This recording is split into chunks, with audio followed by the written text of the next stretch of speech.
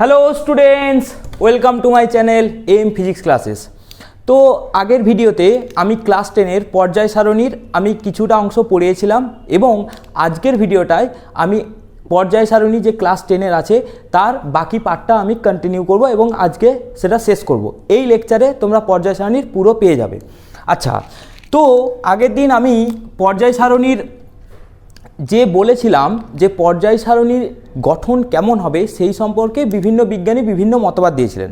তো লাস্ট অবধি আমি যেটা বলেছিলাম যে মেন্ডেলিফের যে পুরাতন যে পর্যায় সারণী ছিল সেখানে 7টা পর্যায় ও 8টি শ্রেণী ছিল এবং সেই পর্যায় সারণীর কী কী মেরিট ছিল সেগুলো আমি বলেছিলাম এবং আগের ভিডিওটায় আমি পর্যায় সারণীটা ঠিক দেখাইনি, আমি এই ভিডিওতে আমি পুরো কন্টিনিউ করব।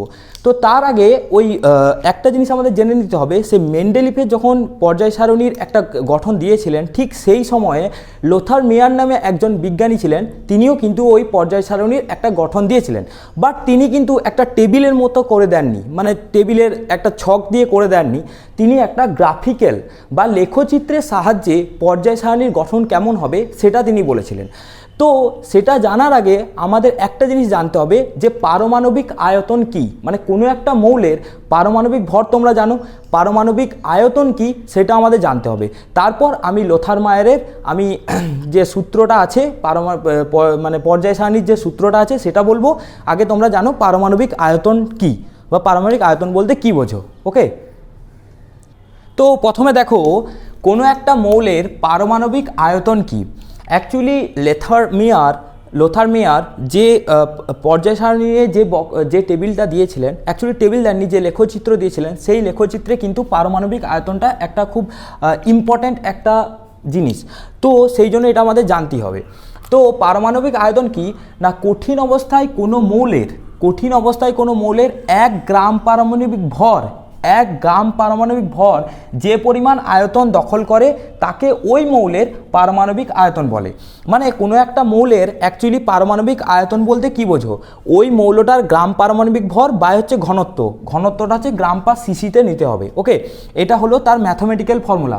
মানে কোনো একটা মৌলের পারমাণবিক আয়তন বলতে কি বোঝো, সেটা হচ্ছে গ্রাম পারমাণবিক ভর বাই হচ্ছে ঘনত্ব, ওকে? এবার লোথার মেয়ার কি করেছিলেন দেখো তোমরা একটু, ওকে? তো দেখো বিভিন্ন মৌলগুলো নিয়েছিলেন, ওকে?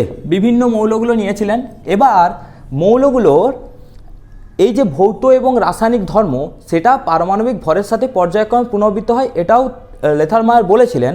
বাট লোথার মায়ার কি করেছিলেন, একটা লেখচিত্র প্রকাশ করেছিলেন, ওকে? যে লেখচিত্রটায় এই ওয়াই অ্যাক্সিস বরাবর কি ছিল, ওয়াই অ্যাক্সিস বরাবর ছিল ওই মৌলগুলোর পারমাণবিক আয়তন, ওকে? যেটা একটু আগে আমি তোমাদের বললাম, ওয়াই অক্ষ বরাবর ছিল পারমাণবিক আয়তন আর এক্স অক্ষ বরাবর কি ছিল, এক্স অক্ষ বরাবর ছিল পারমাণবিক ভর, ওকে? পারমাণবিক ভর। এবার তিনি কি করেছিলেন, তিনি যখন লেখচিত্র করেছিলেন তিনি এই রকম একটা গ্রাফ পেয়েছিলেন, ওকে? এরকম মতো গ্রাফ পেয়েছিলেন। কি পেয়েছিলেন সেটা আমি ডিটেলসে দেখাচ্ছি। তো এই গ্রাফ থেকে তিনি কি বলেছিলেন যে এই যে এটা একটা তরঙ্গের মতো দেখতে, যে তরঙ্গ শীর্ষের যে মৌলগুলো আছে সেই মৌলগুলোর কি হচ্ছে, সেই মৌলগুলোর কিন্তু ভৌত বা রাসায়নিক ধর্ম একই হবে। মানে এখানে দেখো 3টে তরঙ্গ শীর্ষ আছে, 1টা 2টো 3টো, তো এখানে যে মৌলগুলো আছে তাদের ধর্ম একই হবে। আবার এই তরঙ্গ শীর্ষের নিচে যে মৌলগুলো আছে, এইখানে আরেকটা তরঙ্গ শীর্ষ যদি আমি আঁকি তাহলে এখানে এই যে তরঙ্গ শীর্ষের নিচে যে মৌলগুলো আছে সেই মৌলগুলোর ভৌত ও রাসায়নিক ধর্ম একই হবে।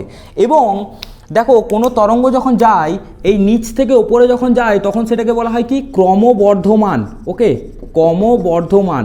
আর যখন ওপর থেকে নিচে আসে এটাকে বলে কি, ক্রমহ্রাসমান, ওকে? এটাকে বলে ক্রমহ্রাসমান, ওকে?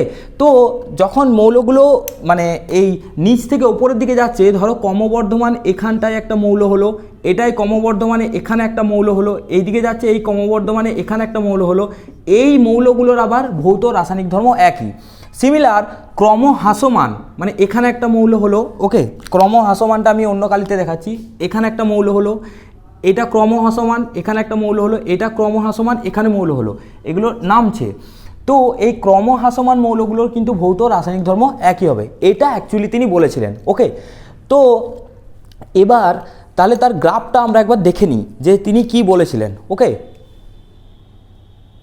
তো দেখো লোথার মেয়ার কি করেছিলেন, লোথার মেয়ার অ্যাকচুয়ালি মেন্ডেলিভ যা করেছিল সেটাই তিনি বলেছিলেন, বাট তিনি প্রকাশটা অন্যভাবে করেছিলেন। কীরকম না, লোথার মেয়ার যেটা বলেছিলেন, কি বলেছিলেন, যে মৌলগুলির ধর্ম মানে ভৌত ধর্ম ও রাসায়নিক ধর্ম পারমাণবিক ভর বৃদ্ধির সাথে সাথে পর্যায়ক্রমে আবর্তিত হয়। মানে কি, মানে ওদের পারমাণবিক ভর যত বাড়বে তত কী হবে, পর্যায়ক্রমে আবর্তিত হবে। বাট তিনি কিন্তু কোনো মেন্ডেলিভের মতো টেবিল দিতে পারেননি, মানে টেবিল করে, যেমন একটা মেন্ডেলিভ একটা টেবিল করে দিয়েছিলেন সেরকম টেবিল করে দিতে পারেননি। তিনি কিন্তু ওটাই বলেছিলেন যে মৌলগুলোর ধর্মসমূহ পারমাণবিক ভর বৃদ্ধির সাথে সাথে পর্যায়ক্রমে আবর্তিত হয়।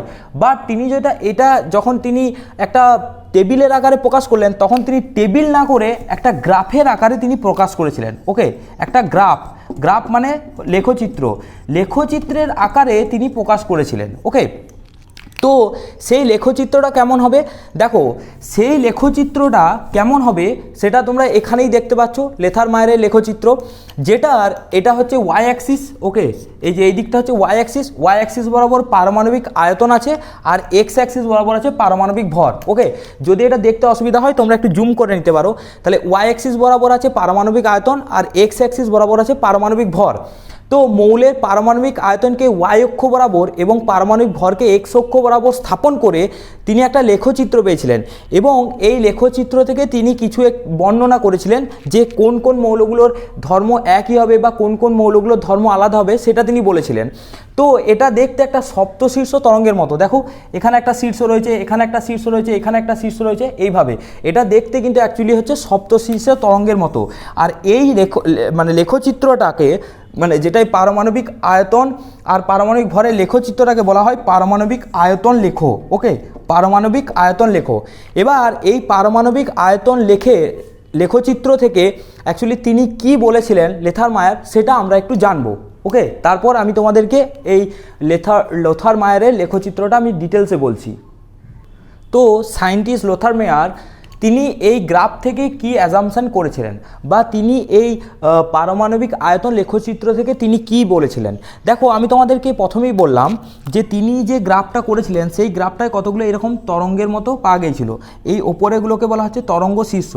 দেখো এই ওয়াই অ্যাক্সিসে কি আছে, পারমাণবিক আয়তন। ওকে, তাহলে এই শীর্ষগুলোয় যে মৌলগুলো থাকবে সেগুলো হচ্ছে পারমাণবিক আয়তন সবচেয়ে বেশি।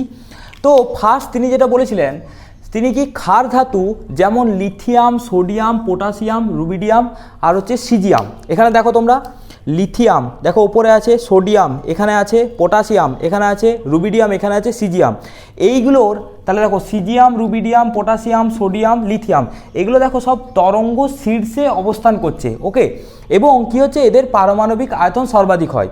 তো এরা কি হচ্ছে একই টাইপ, মানে এদের ভৌত রাসায়নিক ধর্ম এক। এইভাবে তিনি বলেছিলেন যে তরঙ্গের শীর্ষে যেগুলো থাকবে সেগুলোর ভৌত রাসায়নিক ধর্ম একই হবে।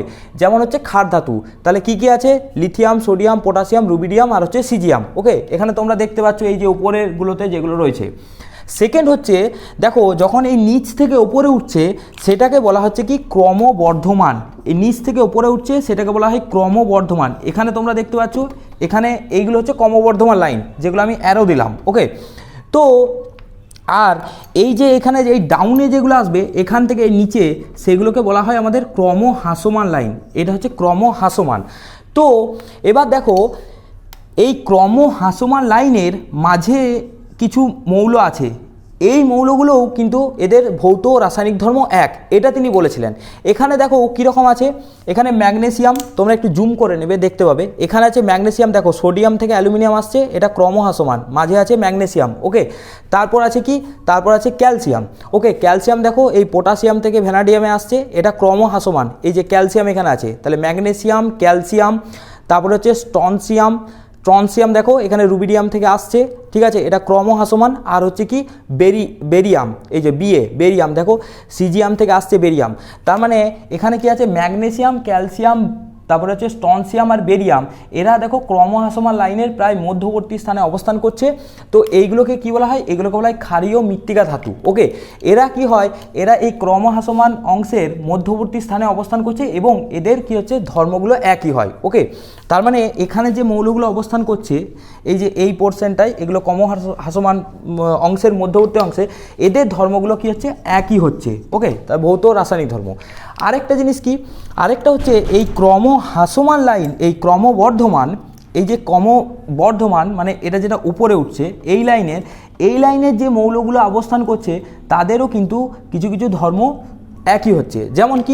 যেমন তুমি দেখো এই লেখচিত্রটা দেখতে পাবে, দেখো এই কার্বন থেকে যখন সোডিয়ামে উঠছে মাঝে কি পড়ছে, ফ্লুরিন। ওকে, এটা কিন্তু মধ্যবর্তী অংশে না, বাট এই ক্রমবর্ধমান অংশের যে কোনো অংশে। তো এখানে আসছে ফ্লুরিন। ওকে, তারপরে কি আসছে, দেখো এখানে ক্লোরিন আসছে, এই সালফার থেকে পটাশিয়ামে যাচ্ছে, এটা ক্রমবর্ধমান লাইন। ওকে, এখানে আসছে ক্লোরিন, তারপর হচ্ছে ব্রোমিন, তারপর হচ্ছে আয়োডিন। দেখো এটা হচ্ছে ক্রমবর্ধমান লাইন, এটা হচ্ছে ক্রমবর্ধমান লাইন, এটা হচ্ছে ক্রমবর্ধমান লাইন, এটা। তাহলে এই যে চারটে মৌল আছে, ফ্লুরিন, ক্লোরিন, ব্রোমিন, আয়োডিন, এগুলোকে কি বলা হয়, এগুলোকে হ্যালোজেন মৌল বলা হয়। তাহলে এরা হচ্ছে ক্রমবর্ধমান অংশে অবস্থান করে।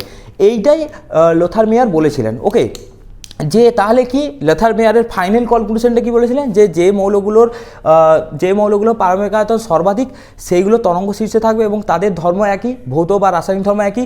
যেগুলো ক্রমহ্রাসমান, যেমন ম্যাগনেসিয়াম, ক্যালসিয়াম, স্ট্রনসিয়াম, বেরিয়াম, এরা ক্রমহ্রাসমান অংশের মধ্যবর্তী স্থানে অবস্থান করছে, এদেরও কি হচ্ছে ভৌত রাসায়নিক ধর্ম একই, যেগুলোকে বলা হয় ক্ষারীয় মৃত্তিকা ধাতু।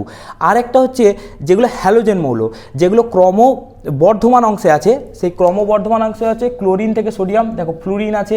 ওকে, তারপর আছে কি, ফ্লুরিনের পর হচ্ছে ক্লোরিন, এখানে এই যে ফ্লুরিন আছে, তারপরে এই সালফার থেকে পটাশিয়াম যাচ্ছে, মাঝখানে ক্লোরিন পড়ছে, তারপর হচ্ছে ব্রোমিন, এই যে সিজিয়াম থেকে রুবিডিয়ামের এখানে যাচ্ছে, এটা ক্রমবর্ধমানে, এখানে ব্রোমিন পড়ছে। তারপর হচ্ছে কি আয়োডিন, দেখো এখানে টেন্টিয়াম থেকে সিজিয়ামের দিকে যাচ্ছে, এটা হচ্ছে আয়োডিন। ওকে, এগুলো সবই হচ্ছে ক্রমবর্ধমান অংশে অবস্থান করছে।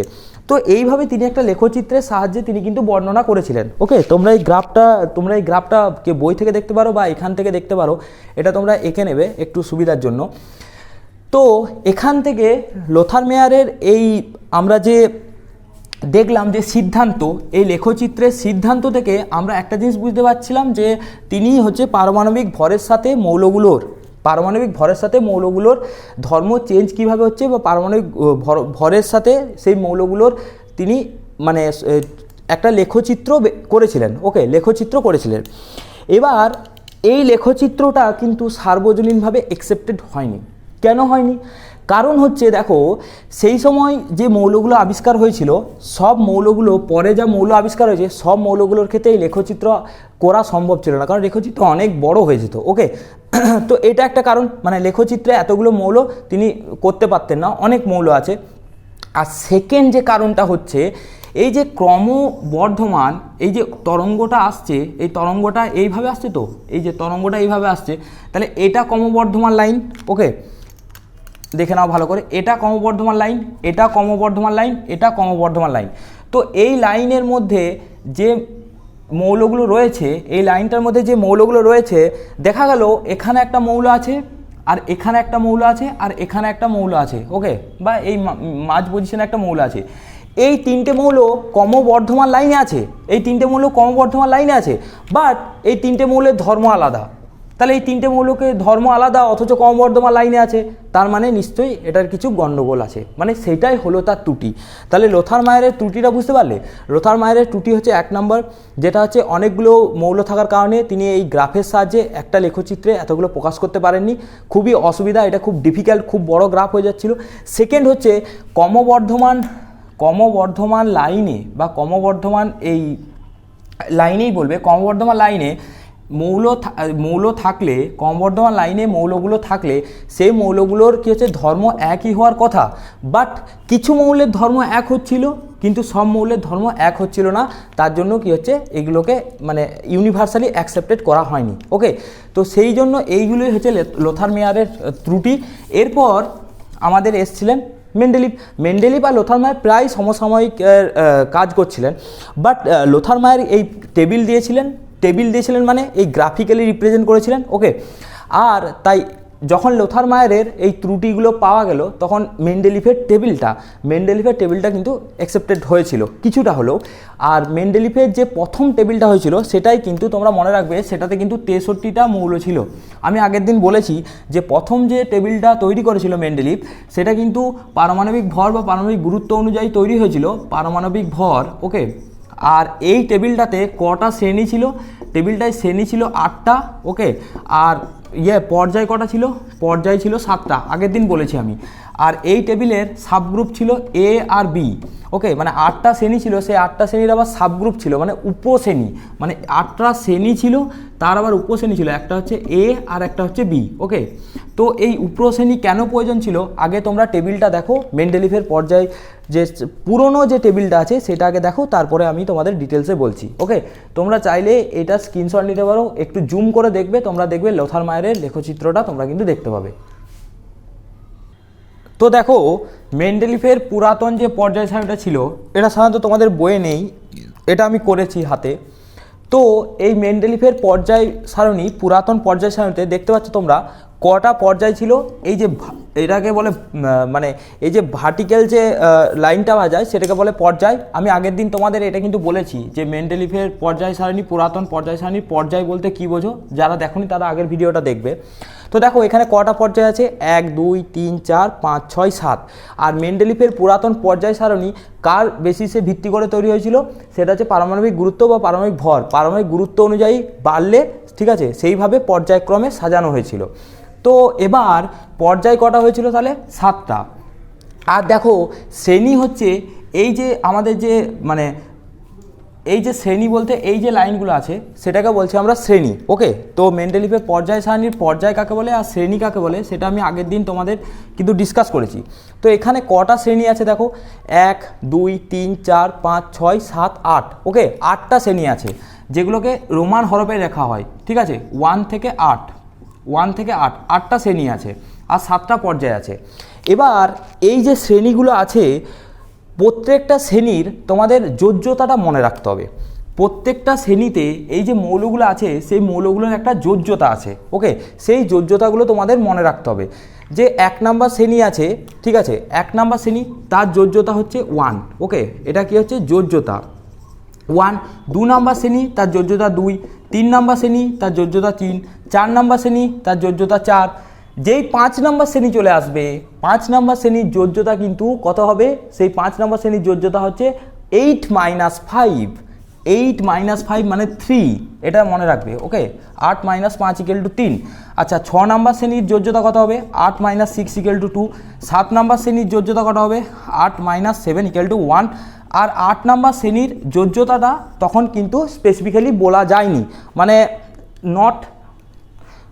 ওইভাবে স্পেসিফিক্যালি 8 নাম্বার শ্রেণীর যোজ্যতা কত হবে ওইভাবে স্পেসিফিক্যালি বলা যায়নি। ওকে, তো তাহলে এইভাবে আমাদের কটা না 1 থেকে 8টা গ্রুপ করা হয়েছিল। ওকে, গ্রুপ মানে হচ্ছে শ্রেণী। এবার তোমরা দেখো এই শ্রেণীর মধ্যে আবার দুটো করে উপশ্রেণী আছে। ওকে, মানে গ্রুপ নাম্বার 1-এ দেখো দুটো উপশ্রেণী আছে, একটা হচ্ছে এ আর একটা হচ্ছে বি। তো এই তখন মেন্ডেলিফ মানে এই উপশ্রেণীটা কেন করেছিলেন, বা এই একই শ্রেণীতে থেকে সেটাকে আবার দুটো উপশ্রেণীতে ভাগ করার কি দরকার ছিল? প্রথমত হচ্ছে একই শ্রেণীতে যে মৌলগুলো আছে সেই মৌলগুলোর যোজ্যতা একই। যেমন আমি একটা লিখছি, যেমন এখানে আছে হাইড্রোজেন। ওকে, এটা হচ্ছে প্রথম পর্যায়ে আছে হাইড্রোজেন, দ্বিতীয় পর্যায়ে আছে লিথিয়াম, তারপরে হচ্ছে বেরিলিয়াম। ওকে, তৃতীয় পর্যায়ে আছে কি? Sodium, magnesium. ওকে, তারপরে চতুর্থ পর্যায়ে আছে কি? পটাশিয়াম, তারপরে হচ্ছে ক্যালসিয়াম। ওকে, আচ্ছা, এবার আমি যেটা বলতে চাইছি তোমাদের সেটা তোমরা একটু ভালো করে বুঝে নাও।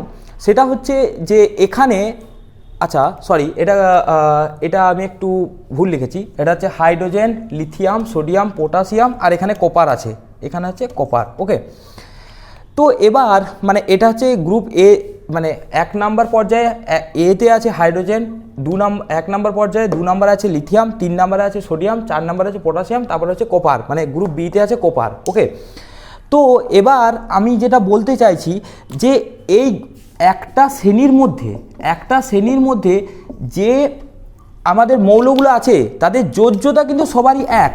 ওকে, বাট এইরকম দুটো উপশ্রেণী করার কি দরকার ছিল, মানে একটা শ্রেণীর মধ্যে দুটো উপশ্রেণী করার কি দরকার ছিল, মেন্ডেলিফের উপশ্রেণী করার কি দরকার ছিল। তো প্রথমত হচ্ছে তিনি এই যে ক্লাসিফিকেশনটা করেছিলেন, তিনি করেছিলেন কার বেসিসে, তিনি যোজ্যতার বেসিসে করেছিলেন। মানে এই 1 নম্বর শ্রেণীতে যে মৌলগুলো থাকবে তাদের যোজ্যতা কিন্তু সবার এক, বাট যখন দেখা গেছে যে এই মৌলগুলোর যে প্রপার্টি শো করছে, ঠিক আছে, সেখানে কিন্তু এই মৌলটার মানে ধর্ম কিন্তু একই হচ্ছে না, মানে এদের সাথে এদের কিছু একটু ডিফারেন্স কাজ করছে। সো সেই পার্থক্যের জন্য তিনি কিন্তু বিভিন্ন উপশ্রেণীতে ভাগ করেছিলেন। মনে রাখবে যে এই এতে ধরো সোডিয়ামের যা ধর্ম সেটা কোপারের সেম ধর্ম সব মানে একই দেখাচ্ছিল না, তার জন্য কি করছে গ্রুপ 1-এ এরা কি করেছে পটাশিয়াম আর এই কপারকে কি করেছে আলাদা আলাদা শ্রেণীতে ভেঙে দিয়েছিল, বাট দুটোরই কিন্তু যোজ্যতা কিন্তু 1, এটা কিন্তু মনে রাখবে। তাহলে এখান থেকে কোশ্চেন আসতে পারে যে মেন্ডেলিফের পুরাতন পর্যায় সারণীতে উপশ্রেণীর কেন প্রয়োজন হয়েছিল, এটা কিন্তু একটা ভালো কোশ্চেন। মেন্ডেলিফের পুরাতন পর্যায় সারণীতে উপশ্রেণীর কেন প্রয়োজন হয়েছিল, তো এটা তোমরা বলবে যে মেন্ডেলিফের পর্যায় সারণীতে একটা শ্রেণীতে যে মৌলগুলো থাকে তাদের যোজ্যতা কিন্তু সবারই সমান। ওকে, যোজ্যতা কিন্তু সবাই সমান, বাট তাদের কিছু ভৌত ও রাসায়নিক ধর্মের পরিবর্তনের জন্য তাদেরকে উপশ্রেণীতে ভাগ করা হয়েছে। যেমন হচ্ছে একটা হচ্ছে পটাশিয়াম আর কপার, একটা হচ্ছে রুবিডিয়াম আর হচ্ছে সিলভার। ওকে, এটা আমি প্রথম শ্রেণীর জন্য আমি বললাম। ওকে, তো এটা মোটামুটি তোমাদের। আচ্ছা, এবার পুরাতন যে পর্যায় সারণীটা আছে সেখানটা তোমরা একটু দেখে রাখবে। প্রথমে 1 নম্বর পর্যায়ে আছে হাইড্রোজেন, 2 নম্বরে lithium, beryllium, boron, carbon, nitrogen, 3 নম্বরে sodium, magnesium, aluminium, silicon, phosphorus. আচ্ছা, 4 নম্বরে গ্রুপ এ আর বি একসাথে আমি বলছি, potassium, copper, calcium, zinc, scandium, তারপর হচ্ছে টাইটেনিয়াম, ভ্যানাডিয়াম, আর্সেনিক, তারপরে হচ্ছে ক্রোমিয়াম, তারপরে হচ্ছে ম্যাঙ্গানিজ। আচ্ছা, এখানে একটা জিনিস দেখবে যে গ্রুপ 8 যেটা আছে, মানে 8 নাম্বার শ্রেণী যেটা আছে সেটাই কিন্তু কোনো মানে উপশ্রেণী নেই। দেখো তোমরা গ্রুপ 8-এ যেটা আছে সেটাই কিন্তু কোনো উপশ্রেণী নেই। ওকে, তো এখানে উপশ্রেণী নেই বলতে এখানে 3টি করে মৌল আছে, একটা হচ্ছে আয়রন, কোবাল্ট আর হচ্ছে নিকেল, একটা হচ্ছে আয়রন, কোবাল্ট। তো দেখো গ্রুপ নাম্বার 8-এ, গ্রুপ নাম্বার যে 8 আছে সেই 8-এ দেখো এখানে কিন্তু কোনো উপশ্রেণী করা নেই। ওকে, গ্রুপ নাম্বার 8-এ কিন্তু কোনো উপশ্রেণী করা নেই। এখানে দেখো জাস্ট কটা করে মৌল আছে, 3টে করে মৌল আছে। কে কে আছে এটা একটু মনে রাখার চেষ্টা করবে। আয়রন, কোবাল্ট, নিকেল, তারপরে হচ্ছে রুথেনিয়াম, রেডিয়াম আর হচ্ছে কি প্যালাডিয়াম। ওকে, আর আছে কি অসনিয়াম, আর হচ্ছে ইরিডিয়াম, আর হচ্ছে প্ল্যাটিনাম। এখানে কিন্তু 3টে করে মৌল আছে, এগুলোর কিন্তু কোনো সাবগ্রুপ নেই বা উপশ্রেণী নেই। ওকে, তাহলে এটা যদি পরীক্ষায় পড়ে তোমরা তাহলে কিভাবে একটু এক্সপ্লেন করবে সেটা আমি তোমাদের একটু বলে দিই। ওকে, কিভাবে এক্সপ্লেন করবে সেটা আমি তোমাদের একটু বলে দিই। তো দেখো এই মেন্ডেলিফের আমি পর্যায় সারণীটা একটু এক্সপ্লেন করেছি। কি লিখেছি, মেন্ডেলিফের মূল পর্যায় সারণীতে 7টি পর্যায় ও 8টি গ্রুপ ছিল, যেখানে হচ্ছে 1 to 8, এবং এই 1 to 8 এই গ্রুপটাকে সাবগ্রুপে ভাঙা ছিল।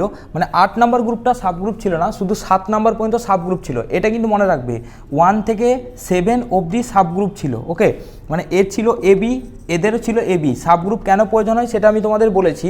আচ্ছা, এবার একটা জিনিস এখানে কিন্তু এই পুরাতন যে পর্যায় সারণী আছে সেটা কিন্তু নিষ্ক্রিয় গ্যাসগুলোর কিন্তু কোনো অস্তিত্ব ছিল না। মানে নিষ্ক্রিয় গ্যাস মানে বুঝতেই পারছো তোমরা যেগুলো আছে।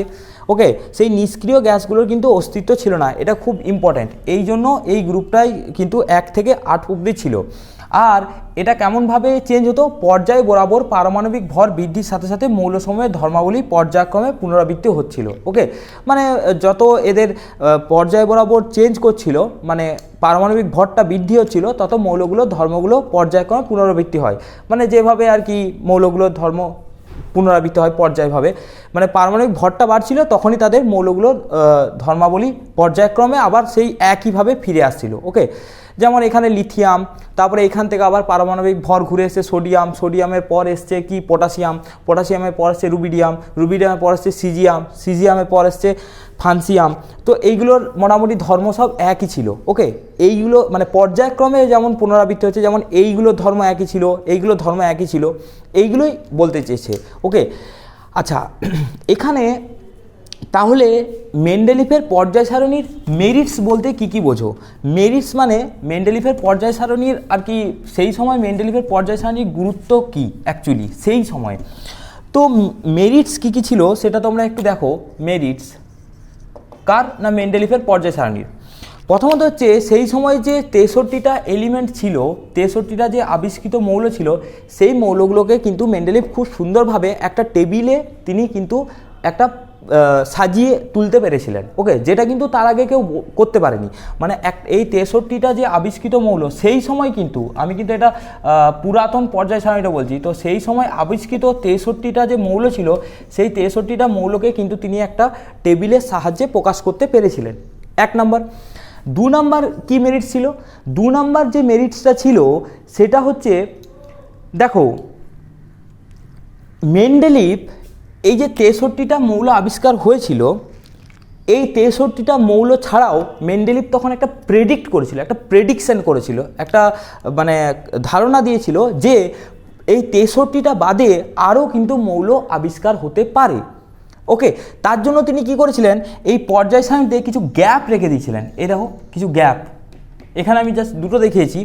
তো এই যে গ্যাপ, তিনি কিছু গ্যাপ রেখেছিলেন এবং তিনি কি করেছিলেন, এই গ্যাপগুলো এখানেই কেন দিয়েছেন, কারণ তিনি একটা ভবিষ্যৎবাণী করেছিলেন যে এখানে যে মৌলগুলো হবে সেইগুলো কিন্তু এদের মতনই ধর্ম হবে, সেগুলো কিন্তু এদের মতনই ধর্ম হবে, তার জন্য তিনি এখানে একটা গ্যাপ রেখেছিলেন।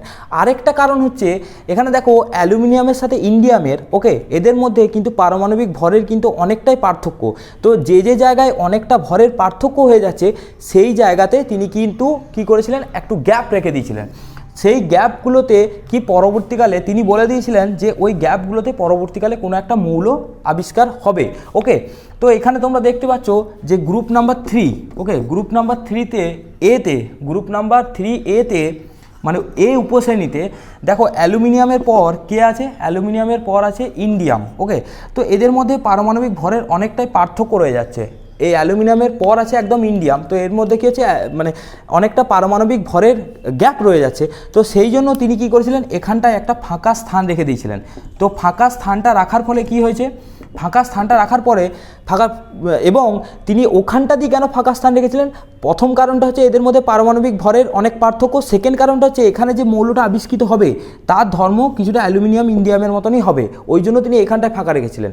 তো তিনি যখন করেছিলেন ওই সময় তিনি এই অ্যালুমিনিয়ামের পর তিনি যে মৌলটা বলেছিলেন যে এখানে মানে তখনকার দিনে যে মৌলটা হবে সেটা প্রেডিক্ট করেছিলেন, সেটা তিনি বলেছিলেন এক্কা অ্যালুমিনিয়াম। ওকে, এক্কা অ্যালুমিনিয়াম, তো ওটার নাম দিয়েছিলেন তিনি এক্কা অ্যালুমিনিয়াম। ওকে, পরে সেটা হয়েছিল কি গ্যালিয়াম, এক্কা অ্যালুমিনিয়াম। এই এক্কাটা কিন্তু একটা সংস্কৃত ওয়ার্ড, EKA, এক্কা অ্যালুমিনিয়াম। ওকে, তো এই মৌলগুলো তিনি প্রেডিকশন করতে পেরেছিলেন, এটা কিন্তু একটা খুব অ্যাডভান্টেজ। মানে মেন্ডেলিফ তখন বলে দিয়েছিলেন যে এই জায়গায় কিন্তু মানে তৈরি হতে পারে অনেক কিছু মানে আবিষ্কৃত হয়নি সেরকম মৌল কিন্তু এই জায়গায় ঢুকতে পারে। ওকে, যেমন আরেকটা তিনি এক্সাম্পল দিয়েছিলেন এক্কা সিলিকন। তোমরা দেখো এখানে সিলিকনের পর এখানে একদম তোমাদের টিন আছে, এই যে সিলিকনের পর কি আছে, টিন। দেখো সিলিকন গ্রুপ 4A-তে দেখো সিলিকন আছে, তারপরে কি আছে, টিন আছে। তো এদের মাঝেও সিমিলার একটা গ্যাপ তিনি রেখে দিয়েছিলেন।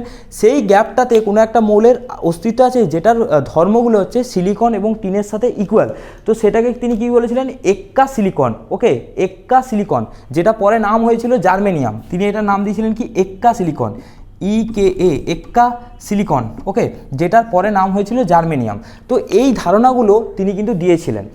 তো ঠিক আছে, তাহলে আমরা এই পর্যায় সারণী মেরিটসগুলো আমরা বুঝলাম, কিন্তু তাও এই পর্যায় সারণী কিন্তু পুরানো যে পর্যায় সারণীটি ছিল সেই পুরানো পর্যায় সারণীটায় কিন্তু কিছু আমাদের ত্রুটি দেখা গিয়েছিল, যেটা হচ্ছে মেন্ডেলিফের পুরাতন পর্যায় সারণীর ত্রুটি। ওকে, এই ত্রুটিগুলো কিন্তু তোমাদের খুব ভালো করে করতে হবে, তবেই কিন্তু মেন্ডেলিফের আধুনিক পর্যায় সারণীটা আসবে। আর এরপরে আস্তে আস্তে আরও মৌল আবিষ্কৃত হতে হতে কী হয়েছিল, এখানে কিন্তু আমাদের আরেকটা শ্রেণী এসেছিল যেটাকে আমরা বলবো মেন্ডেলিফের আধুনিক পর্যায় শ্রেণী। ওকে, সেখানে হচ্ছে নিষ্ক্রিয় মৌলগুলোর সম্পর্কে বলা হয়েছিল। তো এই পর্যায় সারণীটা তোমরা খাতায় এঁকে নাও। ওকে, তাহলে তোমাদের সুবিধা হবে, এটা কিন্তু কোনো বইয়ে নেই, তোমরা এটা কিন্তু এঁকে নাও। ওকে, এটা সুবিধা হবে। আচ্ছা, এবার আমি যে ডিসকাস করব, আমি এই এই পেপারটা আমি তুলে দেবো, কারণ আমার লিখতে নাহলে অনেকটা স্পেস লাগবে। তো এখন যে ত্রুটিটা করব সেটা হচ্ছে মেন্ডেলিফের পুরাতন পর্যায় সারণীর ত্রুটি। তবেই তো এটা হচ্ছে মেন্ডেলিফের পুরাতন পর্যায় সারণীর ত্রুটি, পুরাতন পর্যায় সারণী। তো পুরাতন পর্যায় সারণীর কী কী ত্রুটি ছিল সেই ত্রুটিগুলো আমাকে দেখতে হবে। দেখো মেরিটস মানে হচ্ছে কী কী অ্যাডভান্টেজ, আর ত্রুটি মানে হচ্ছে ডিমেরিটস। ওকে, এটা মনে রাখবে, ডিমেরিটস। তো ডিমেরিটসগুলো আমাদের কী কী ছিল সেটা জানতে হবে। তো এটা তোমরা আগে ছবি তুলে নাও, আমি ডিমেরিটসগুলো লিখছি। ওকে, তো তোমরা আগে ওই মেন্ডেলিফের পুরাতন পর্যায় সারণীটা এঁকে নিবে। আচ্ছা, এর ত্রুটিগুলো দেখো। 1 নাম্বার, অপেক্ষাকৃত কম পারমাণবিক ভর বিশিষ্ট মৌলকে তুলনামূলকভাবে বেশি পারমাণবিক ভরযুক্ত মৌলের পরে স্থান দেওয়া হয়েছে। যেমন পটাশিয়াম, কোবাল্ট, নিকেল। পটাশিয়ামের 39, কোবাল্টের 59 আর নিকেলের হচ্ছে 58। ওকে, তাহলে এটা হচ্ছে আমাদের 1 নাম্বার হচ্ছে ত্রুটি, মানে অপেক্ষাকৃত কম পারমাণবিক ভর বিশিষ্ট মৌলকে তুলনামূলক বেশি পারমাণবিক ভর বিশিষ্ট মৌলের পরে স্থান দেওয়া হয়েছে। মানে আমাদের উচিত কী ছিল? আমাদের উচিত ছিল যে পরে কম পারমাণবিক ভর বিশিষ্ট মৌলকে রেখে, মানে কম পারমাণবিক ভর বিশিষ্ট মৌলকে রেখে তারপরে বেশি পারমাণবিক ভর বিশিষ্ট মৌলকে রাখার কথা ছিল।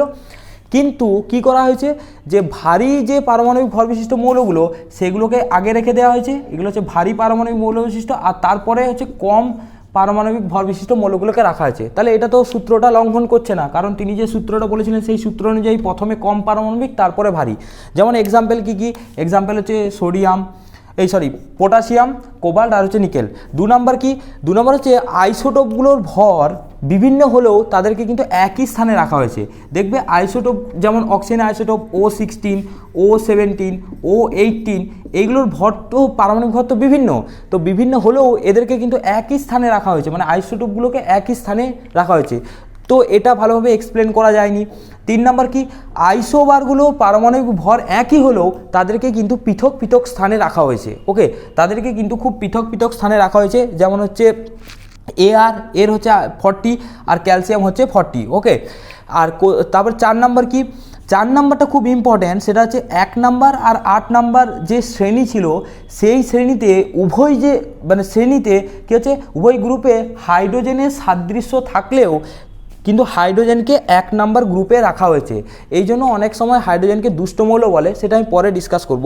তাহলে এটা কি 4 নম্বর পয়েন্টটা কি? 1 নাম্বার এবং 7 নাম্বার উভয় গ্রুপের সাথে সাদৃশ্য থাকা সত্ত্বেও হাইড্রোজেনকে 1 নাম্বার গ্রুপে রাখা হয়েছে কেন? মানে এটা রাখা হয়েছে, এটা একটা হচ্ছে মানে ত্রুটি। আরও ত্রুটিগুলো দেখো, এগুলো কিন্তু ভালোভাবে নোট করবে।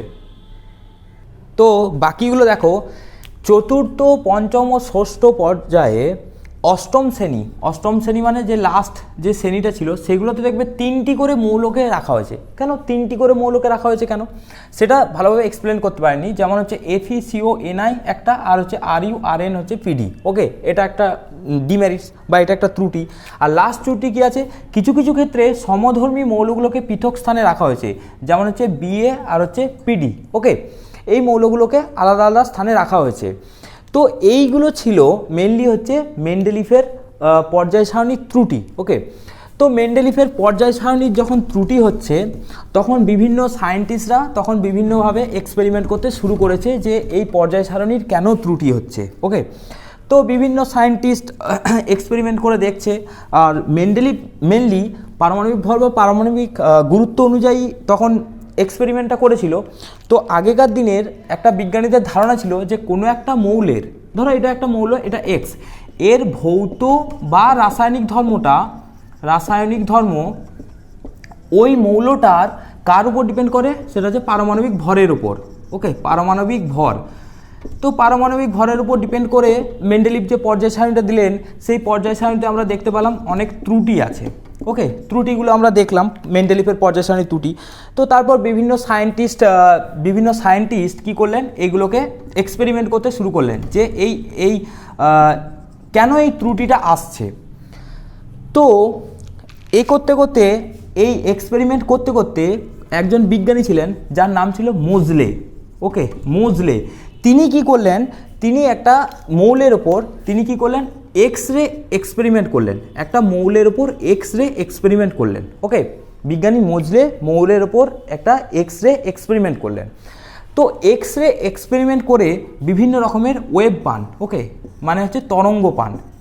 তো বিভিন্ন রকমের তরঙ্গ পান, আর ঠিক সেই সময় টাইমে কিন্তু আমাদের কিন্তু কী হয়েছিল, ঠিক সেই টাইমে আমাদের কিন্তু নিষ্ক্রিয় যে মৌলগুলো ছিল, নিষ্ক্রিয় মানে Nobel gas, actually Nobel gas যেগুলো ছিল সেগুলো কিন্তু ডিসকভার হয়েছিল। নিষ্ক্রিয় গ্যাস বা নোবেল গ্যাস, ওকে, নোবেল গ্যাস, নিষ্ক্রিয় মৌল বা নোবেল গ্যাসও বলতে পারো। তো তখন এই বিজ্ঞানী যে মোজলে ছিলেন, হেনরি মোজলে, এর নামটা কিন্তু মনে রাখবে, হেনরি মোজলে, ওকে, তিনি কি করলেন, তিনি একটা মৌলের ওপর কি করলেন, এক্স রে পাঠালেন। এক্স রে পাঠিয়ে কি হচ্ছে, এক্স রে যখন বের হচ্ছে তখন এর একটা তরঙ্গ দৈর্ঘ্য আছে। এই তরঙ্গ দৈর্ঘ্যর যে আমাদের যে ফ্রিকোয়েন্সি, মানে এই তরঙ্গের আমাদের যে ফ্রিকোয়েন্সি মানে কি বলা হয়, সেটাকে বলা হয় কি ওয়েভ ফ্রিকোয়েন্সি। ওই তরঙ্গের যে কম্পাঙ্ক ছিল, ওই তরঙ্গটার যে কম্পাঙ্ক ছিল, এই কম্পাঙ্কটাকে ফ্রিকোয়েন্সি বলা হয়। সেটাকে আমি নিউ ধরলাম। এই নিউটা কি হয়, এই নিউয়ের রুট কি হবে, এই যে মৌলটা নিয়েছি সেই মৌলটার পারমাণবিক ক্রমাঙ্কের সাথে সমানুপাতিক হয়, ওকে, এটা মনে রাখবে। তাহলে বিজ্ঞানী মোজলে কি এক্সপেরিমেন্ট করেছিলেন, বিজ্ঞানী মোজলে এক্সপেরিমেন্টটা করেছিলেন, একটা মৌল নিয়েছিলেন, ধরে নাও এক্স। আগে কি করা হতো, আগে মৌলগুলোর ভৌত বা রাসায়নিক ধর্ম পারমাণবিক ভরের সাথে কিন্তু করা হতো। তো সেখান থেকে আমরা ত্রুটি পেলাম। সেই ত্রুটিটা বিজ্ঞানী হেনরি মোজলে কী করলেন, এক্সপেরিমেন্ট করলেন। কী করলেন না, একটা মৌল নিয়েছিলেন এক্স, তার উপর তিনি কী করলেন, এক্স রে দিলেন। এক্স রে দেওয়ার পর তিনি এই যে তরঙ্গগুলো পেয়েছিলেন, সেই তরঙ্গগুলোর কম্পাঙ্কটা দেখেছিলেন। সেই কম্পাঙ্কটা কিন্তু ওই যে মৌলটা নিয়েছে সেই মৌলটার পারমাণবিক ক্রমাঙ্কের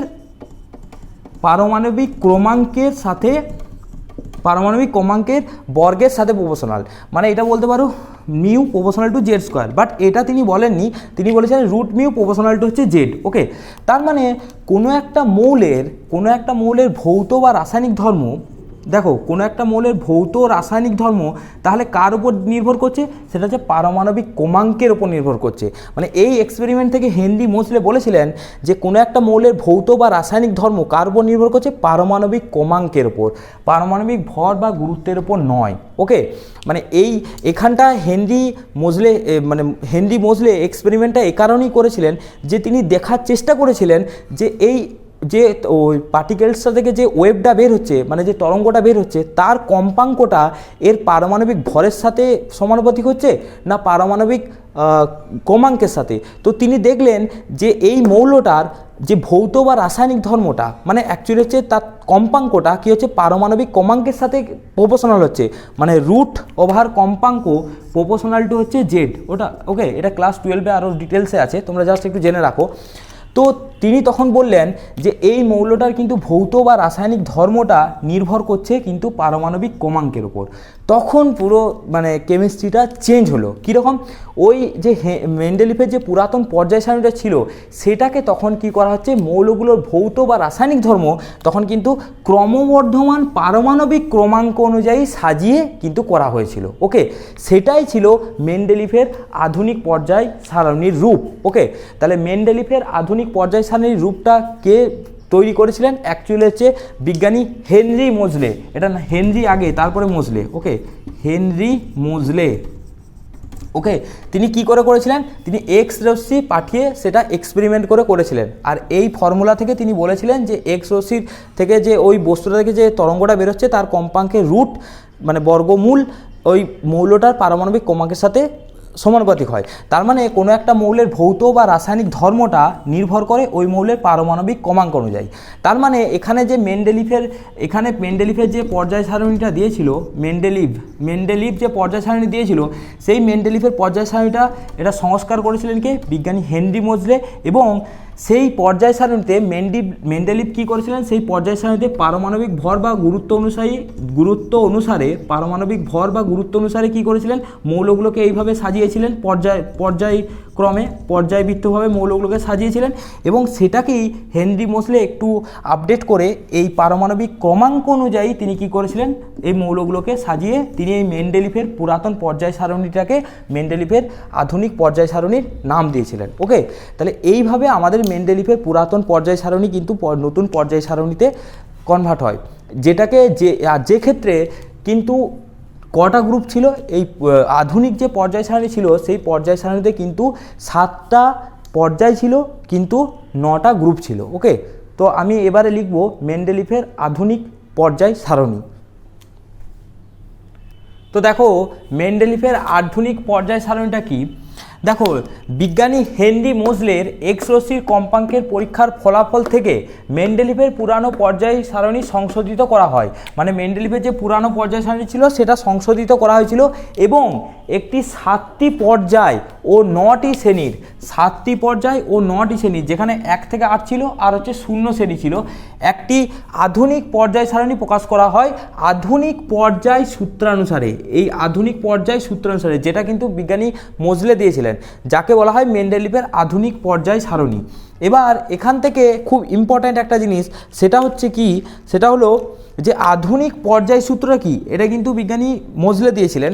সেটা হচ্ছে বিভিন্ন মৌলের ভৌত ও রাসায়নিক ধর্মগুলি মৌলের পারমাণবিক সংখ্যা বা পারমাণবিক ক্রমাঙ্ক বৃদ্ধির সাথে সাথে পর্যায়ক্রমে পুনরাবৃত্ত হয়।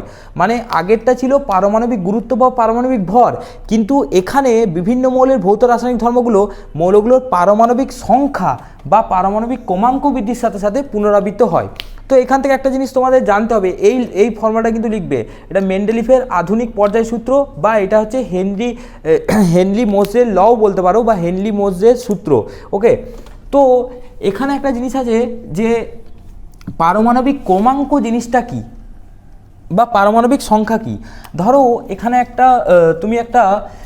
আমি একটা জিনিস জানতে চাই, সেটা হচ্ছে পারমাণবিক ক্রমাঙ্ক বা সংখ্যা কি বা সংখ্যা। দেখো কোনো একটা পরমাণু তোমরা নিয়েছো, ওকে, কোনো একটা পরমাণু নিয়েছো, এই পরমাণুর এটা হচ্ছে নিউক্লিয়াস। আচ্ছা, নিউক্লিয়াসে কে কে থাকে, নিউক্লিয়াসে থাকে প্রোটন থাকে আর হচ্ছে নিউট্রন থাকে। ওকে, আচ্ছা এর বাইরে কি থাকে, এগুলো হচ্ছে অরবিটস মানে কক্ষপথ। এই কক্ষপথে কি থাকে, এই কক্ষপথে ইলেকট্রনস থাকে, এগুলো হচ্ছে ইলেকট্রনস। ওকে, এগুলোই ইলেকট্রনস থাকে। এবার কোনো পরমাণুতে কোনো পরমাণুর নিউক্লিয়াসে, এটাকে তোমরা মনে রাখবে, কোনো পরমাণুর নিউক্লিয়াসে যতগুলি প্রোটন থাকে নিউক্লিয়াসের বাইরের কক্ষপথে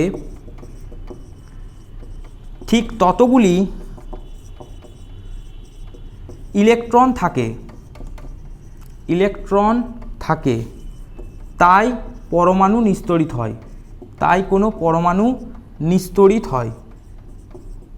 ওকে, তো তার মানে এর নিউক্লিয়াসে ধরো 10টা প্রোটন আছে, ঠিক আছে, এর বাইরে অরবিটে টোটাল ইলেকট্রন কিন্তু 10টাই হবে। ওকে, টোটাল ইলেকট্রন কিন্তু 10টা হবে। তো এবার একটা বাইরের কক্ষপথ থেকে যদি ইলেকট্রন বেরিয়ে যায় তখন এই পরমাণুটা কি হয়, ধনাত্মক আয়ন হয়। আর যদি একটা ইলেকট্রন ঢোকে এই পরমাণুতে তখন হয় ঋণাত্মক আয়ন। তো ওটা পরে বলবো, ওটা যখন ধনাত্মক আয়ন ঋণাত্মক আয়ন পড়াবো তখন বলবো। তো পরমাণু ক্রমাঙ্ক কি, ধরো একটা এরকম মৌল নিয়েছো, এই মৌলটার যতগুলো প্রোটন আছে সেই প্রোটন সংখ্যাটাকে বলা হয় পরমাণু ক্রমাঙ্ক বা ইলেকট্রন সংখ্যাও তোমরা বলতে পারো, ইলেকট্রন সংখ্যাকে বলা হয় কি হয়, পরমাণু ক্রমাঙ্ক। ওকে, তাহলে একটা মৌলের পারমাণবিক ক্রমাঙ্ক বা পারমাণবিক সংখ্যা বলতে কি বোঝো না, ওই মৌলটার কতগুলো প্রোটন সংখ্যা আছে বা ইলেকট্রন সংখ্যা আছে সেইটাকে বলা হচ্ছে আমাদের মৌলের পারমাণবিক ক্রমাঙ্ক। ওকে, এবার আমি তোমাদের একটু মেন্ডেলিফের আধুনিক পর্যায় সারণীটা তোমাদের একটু দেখাবো। ওকে, তোমরা একটু দেখো। তো দেখো মেন্ডেলিফের যে পর্যায় সারণী আধুনিক রূপটা হয়েছিল, যেটা বিজ্ঞানী মোজলে করেছিলেন, সেখানে তোমাদের এই পর্যায় সারণীর কিছু বর্ণনা যদি বলে তাহলে তোমরা প্রথম বর্ণনা কি লিখবে, যে এটা ক্রমবর্ধমান পারমাণবিক ক্রমাঙ্ক অনুযায়ী এটা সাজানো হয়েছিল। ওকে, ক্রমবর্ধমান পারমাণবিক ক্রমাঙ্ক অনুযায়ী পর্যায়ক্রমে সাজানো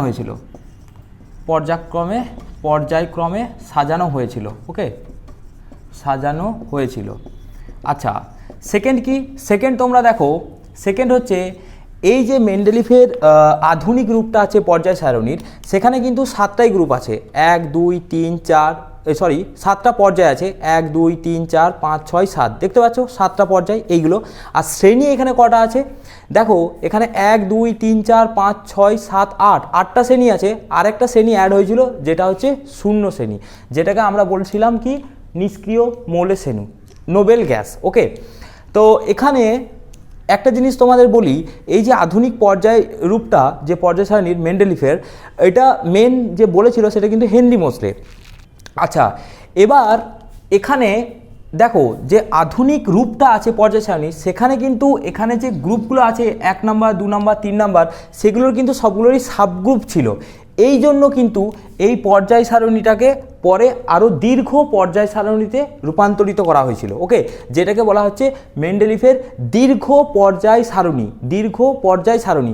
সেই দীর্ঘ পর্যায় সারণীতে কিন্তু এই উপশ্রেণীগুলো ছিল না। ওকে, তাহলে এখানে কতগুলি পর্যায় ছিল এটা তোমরা একটু মনে রাখবে। এখানে পর্যায় ছিল কিন্তু 7টা, আর গ্রুপ কতগুলি ছিল, গ্রুপ বা শ্রেণী কতগুলো ছিল, গ্রুপ বা শ্রেণী ছিল 9টা। এখানে কিন্তু 1 থেকে 7 এই যে গ্রুপগুলো ছিল, সেই গ্রুপগুলোর কিন্তু উপশ্রেণী ছিল এ বি। ওকে, আর এখানে একটা শূন্য শ্রেণী ছিল, আর একটা হচ্ছে 8 নাম্বার একটা শ্রেণী ছিল, যেটার কোনো সাবগ্রুপ ছিল না, মানে উপশ্রেণী ছিল না। এটা হচ্ছে আধুনিক রূপ। আচ্ছা, এবার আধুনিক রূপটা পারমাণবিক ক্রমাঙ্ক অনুযায়ী সাজানো হয়েছিল, মানে ক্রমবর্ধমান পারমাণবিক ক্রমাঙ্ক, এইদিকে যত যাবে তত কী হচ্ছে পারমাণবিক ক্রমাঙ্ক বাড়বে। তো এটা ছিল মোটামুটি মেন্ডেলিফের পর্যায় সারণী আধুনিক রূপ। এখানে অনেকগুলো মৌল আবিষ্কার হয়েছিল। প্রথমে ছিল 63টা, তারপরে এটা 112টার মতো হয়েছিল, তারপরে এখন অবধি 118টা আছে। তারপরে আস্তে আস্তে ওগুলো তো মৌল তো আবিষ্কৃত হয়েই যাচ্ছে, যত মৌল আবিষ্কৃত হবে তত পর্যায় সারণীতে সেটা অ্যাড হবে, মানে যোগ হবে। তো মোটামুটি তোমাদের এখানে একটু দেখে নাও এই টেবিলটা। আর আমি মেন যে দীর্ঘ আধুনিক পর্যায় সারণী আছে সেটা আমি ভালোভাবে বর্ণনা করব, কারণ সেটা থেকেই তোমাদের কোশ্চেনটা আসবে, সেটা থেকেই তোমাদের কিন্তু ডিটেলসে পড়তে হবে। তো এখানে দেখে নাও যে আমাদের এই যে সাবগ্রুপগুলো ছিল সেগুলো কি। 1 নম্বর হচ্ছে এখানে প্রথমে এই যে শূন্য শ্রেণীতে কে কে ছিল, হিলিয়াম, নিয়ন, আর্গন, ক্রিপ্টন, জেনন, রেডন। ওকে, এগুলো ছিল, এগুলো নিষ্ক্রিয় গ্যাস বা নোবেল গ্যাস। গ্রুপ 1-এ কে কে ছিল, একটা হচ্ছে এ একটা সাবগ্রুপ ছিল, উপশ্রেণী বি সাবগ্রুপ ছিল। ওকে, তো কে কে ছিল, hydrogen, lithium, sodium, potassium, copper, rubidium, silver, caesium, gold. Okay, francium. আচ্ছা, গ্রুপ 2-তে কে ছিল, beryllium, magnesium, calcium, zinc, strontium, cadmium, barium, আর হচ্ছে মার্কারি মানে হচ্ছে পারদ, আর হচ্ছে রেডিয়াম। ওকে, সিমিলার গ্রুপ 3-তে কে কে ছিল, boron, aluminium, scandium, gallium, yttrium, indium, lanthanum. এই যে ল্যান্থানাম, ওকে, এই ল্যান্থানামের মাথায় কিন্তু একটা স্টার দেওয়া আছে। স্টার দেওয়া আছে মানে কি, মানে এই ল্যান্থানাম থেকে আমাদের কিন্তু আরও কিছু মৌল ছিল যেগুলোকে আমরা বলি কি বিরল মৃত্তিকা মৌলসমূহ, সেইগুলো পরে এই নিচে লেখা আছে, ওর পরে এখানে নিচে লেখা আছে। ওকে, তো সেইগুলো কে কে ছিল, সিরিয়াম। এই ল্যান্থানাম থেকে যে সিরিজটা শুরু হবে সেটাকে বলা হয় ল্যান্থানাইড শ্রেণী। ওকে, সেগুলো আমি দীর্ঘ পর্যায় সারণীতে ডিটেলসে আমি তোমাদের বলবো। এটা জাস্ট আধুনিক পর্যায়টা, তো এটা থেকে দীর্ঘ পর্যায় সারণীটা তোমাদের ভালো করে পড়তে হবে। তো তারপর ছিল গ্রুপ 4, ওকে, গ্রুপ 5, গ্রুপ 6, গ্রুপ 7 আর গ্রুপ 8। তো এই আধুনিক রূপটার থেকে মেন্ডেলিফের এই পর্যায় সারণী আধুনিক রূপটার থেকে দীর্ঘ পর্যায় সারণীর যে রূপটা আছে সেটা কেন বেশি গ্রহণযোগ্য হয়েছিল সেটা আগে তোমাদের জানতে হবে। কোশ্চেনটা হচ্ছে মেন্ডেলিফের পর্যায় সারণীর আধুনিক রূপ থেকে দীর্ঘ পর্যায় সারণী অধিক গ্রহণযোগ্যতার কারণগুলি লেখো। ওকে, তো মানে এই যে এটা ছিল মেন্ডেলিফের পর্যায় সারণী আধুনিক রূপ, এর পরে যেটা এসেছিল সেটা ছিল মেন্ডেলিফের পর্যায় সারণীর দীর্ঘ রূপ, মানে পর্যায় সারণীর দীর্ঘ রূপ, সেটা বেশি গ্রহণযোগ্য কেন হয়েছিল। দেখো তার প্রথম যে কারণ, এখানে যে গ্রুপ 8টা আছে, গ্রুপ 8-এ দেখো এখানে কিন্তু 3টে করে মৌল আবার রাখা হয়ে গেছে। তাহলে ফার্স্ট হচ্ছে এই যে মেন্ডেলিফের পর্যায় সারণীর যে আধুনিক রূপটা ছিল, সেই আধুনিক রূপে দেখো কিন্তু গ্রুপ 8-এ আধুনিক রূপটাই কি হচ্ছে, গ্রুপ 8-এ কিন্তু দেখো 3টে করে মৌল ছিল। ওকে, দেখো এখানে আছে যেমন আয়রন, কোবাল্ট, নিকেল, তারপরে এখানে আছে অসমিয়াম, তারপরে হচ্ছে ইরিডিয়াম, আর হচ্ছে প্ল্যাটিনাম, আর এখানে হচ্ছে রুথেনিয়াম, রোডিয়াম, আর হচ্ছে প্ল্যাটিয়াম। তো এই জায়গাটা এখনও একটু ত্রুটিপূর্ণ রয়ে গেছিলো, সেই জন্য কী হচ্ছে এই পর্যায় সারণীর আধুনিক রূপটাকে এতটা বেশি না ইম্পর্টেন্স দিয়ে দীর্ঘ আধুনিক রূপটাকে বেশি ইম্পর্টেন্স দেওয়া হয়েছিল। আরেকটা কি কারণ আছে, আরেকটা হচ্ছে যে এই আমাদের যে গ্রুপ 1 আছে, সেই গ্রুপ 1-এর যে আমাদের একটা গ্রুপে আমাদের বিভিন্ন সাবগ্রুপ রাখা হয়েছিল, মানে উপশ্রেণী। সেই যে উপশ্রেণীগুলো ছিল, সেই উপশ্রেণীগুলোর কিন্তু যখন আমাদের পারমাণবিক ক্রমাঙ্ক অনুযায়ী সাজানো হয়েছিল, তো পারমাণবিক ক্রমাঙ্ক অনুযায়ী সাজানোর ফলে কী হচ্ছে, এই যে উপশ্রেণীগুলো যে হয়েছিল সেগুলোতেও কিন্তু একটু পার্থক্য দেখা গিয়েছিল ওদের ধর্মে। সেই জন্য কি করা হয়েছিল, সেই জন্য আমাদের এই গ্রুপগুলোকে, আমাদের এই উপশ্রেণীগুলোকে আমাদের রাখা হয়নি। যখন আমাদের মানে মেন যে আধুনিক দীর্ঘ পর্যায় সারণী যেটা আছে, মানে দীর্ঘ পর্যায় সারণী এইটাই লাস্ট, মানে দীর্ঘ পর্যায় সারণীটাই হচ্ছে মেন স্ট্রাকচার। তো এই দীর্ঘ পর্যায় সারণীটা যখন করা হয়েছিল তখন কিন্তু কোনো উপশ্রেণী রাখা হয়নি। উপশ্রেণী আসলে পারমাণবিক ক্রমাঙ্ক অনুযায়ী সাজানোর পর কী হচ্ছিল, এই উপশ্রেণীতে যে মৌলগুলো ছিল তাদের কিছু ধর্মের পার্থক্য দেখা গিয়েছিল। তার জন্য কি হচ্ছে, তার জন্য আমাদের কি করা হয়েছে, এই দীর্ঘ পর্যায় সারণীতে উপশ্রেণীগুলোকে বাদ দেওয়া হয়েছিল এবং এই আধুনিক রূপের থেকে দীর্ঘ পর্যায় সারণীকে বেশি গ্রহণযোগ্য মনে হয়েছিল। ওকে, তোমরা কিন্তু এই কোশ্চেনটা খুব ভালো করে করবে।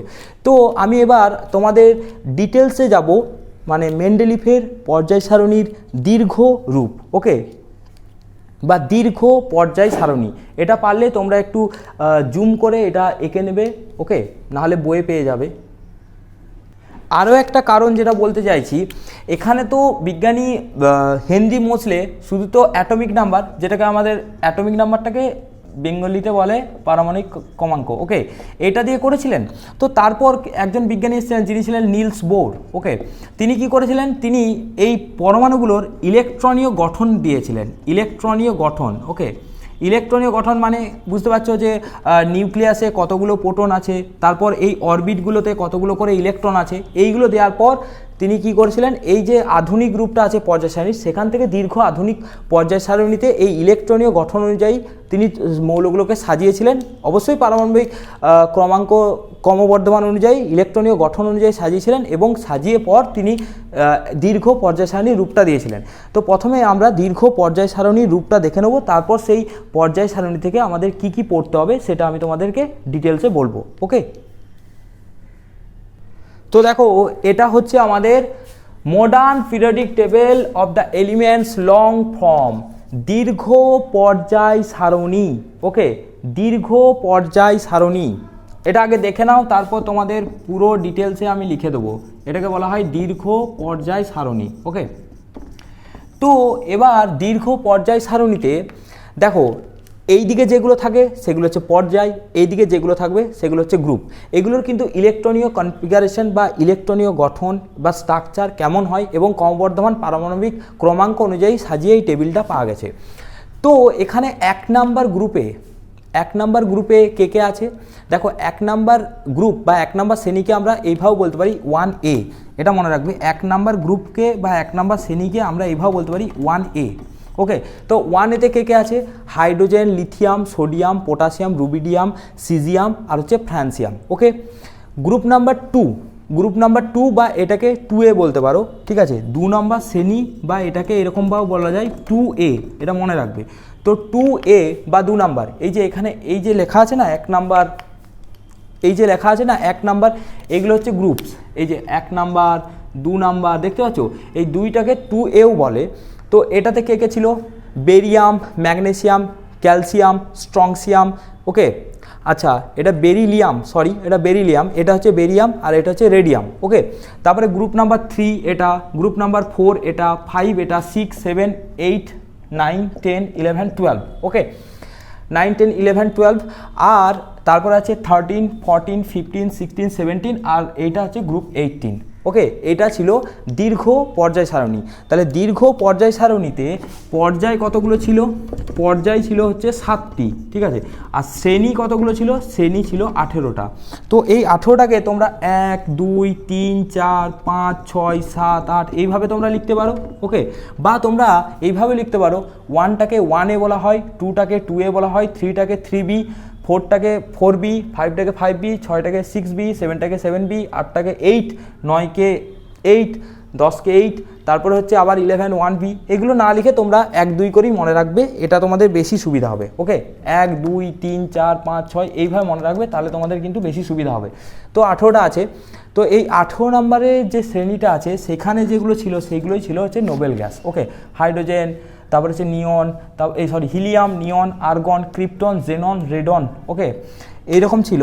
আর একটা জিনিস মনে রাখবে, সেটা হচ্ছে এই যে 6 নম্বর পর্যায়টা দেখতে পাচ্ছ, 6 নম্বর পর্যায়ে এই যে 57 থেকে 51, এই 57 থেকে 71, এই যে এখানে হচ্ছে ল্যান্থানিয়াম থেকে একদম হচ্ছে কি লুটেটিয়াম, ল্যান্থেনিয়াম থেকে লুটেটিয়াম। ওকে, ল্যান্থেম থেকে লুটেটিয়াম, ল্যান্থেনিয়াম থেকে লুটেটিয়াম, এইগুলো কিন্তু এইগুলোর একটা পার্টিকুলার নাম আছে, এগুলোকে বলা হয় ল্যান্থানাইডস। এই সবগুলোকে বলা হয় ল্যান্থানাইডস। মানে এর মধ্যে কিন্তু 14টা মৌল আছে। ওকে, দেখো 1 2 3 4 5 6 7 8 9 10 11 12 13 তো 15। আচ্ছা, তো এইগুলো পড়তে হবে। আর তারপরে কি আছে এখানে অ্যাক্টিনিয়াম, এই যে অ্যাক্টিনিয়াম, এগুলোকে এই সিরিজটাকে, আমাদের এই যে সিরিজটা হয় এই সিরিজটাকে কি বলা হয়? অ্যাক্টিনাইডস। ওকে, তাহলে ল্যান্থিনাইডস হচ্ছে এই সিরিজটাকে ল্যান্থিনাইডস বলা হয়, আর এটাকে বলা হয় অ্যাক্টিনাইডস। আমি এগুলো সব লিখে দেবো, তোমরা টেনশন করো না। আচ্ছা, তো এইদিকে পর্যায় বরাবর এটা আছে হাইড্রোজেন, এইদিকে বেরিয়াম, ঠিক আছে, এটা স্ক্যান্ডিয়াম, এটা টাইটেনিয়াম, এটা vanadium, chromium, manganese, iron, cobalt, nickel, copper, zinc, gallium.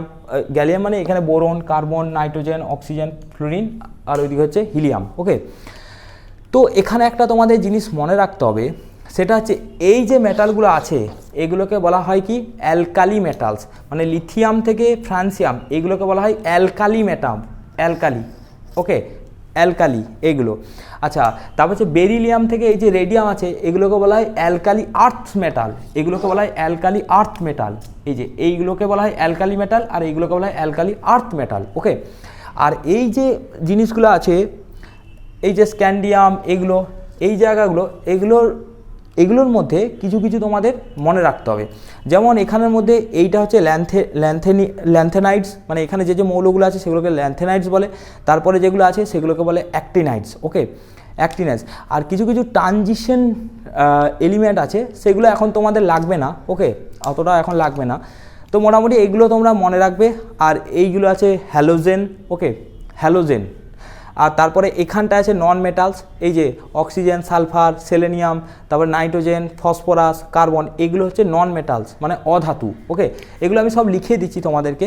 তো মোটামুটি এটা ছিল মেন দীর্ঘ আর কি পর্যায় সারণী। ওকে, তোমরা পারলে এই পর্যায় সারণীটা একটা কিনে নেবে, বাড়িতে প্র্যাকটিস করার জন্য তোমাদের খুবই কাজে লাগবে। যার কাছে যা বই আছে সেই বই থেকে করবে। ওকে, তাহলে আমি এটা সরিয়ে নিচ্ছি, তোমরা একটু পারলে জুম করে দেখে নেবে। তাহলে আমি এখন যেটা করব সেটা হচ্ছে আধুনিক দীর্ঘ পর্যায় সারণীর বিবরণ। ওকে, আধুনিক দীর্ঘ পর্যায় সারণীর বিবরণ।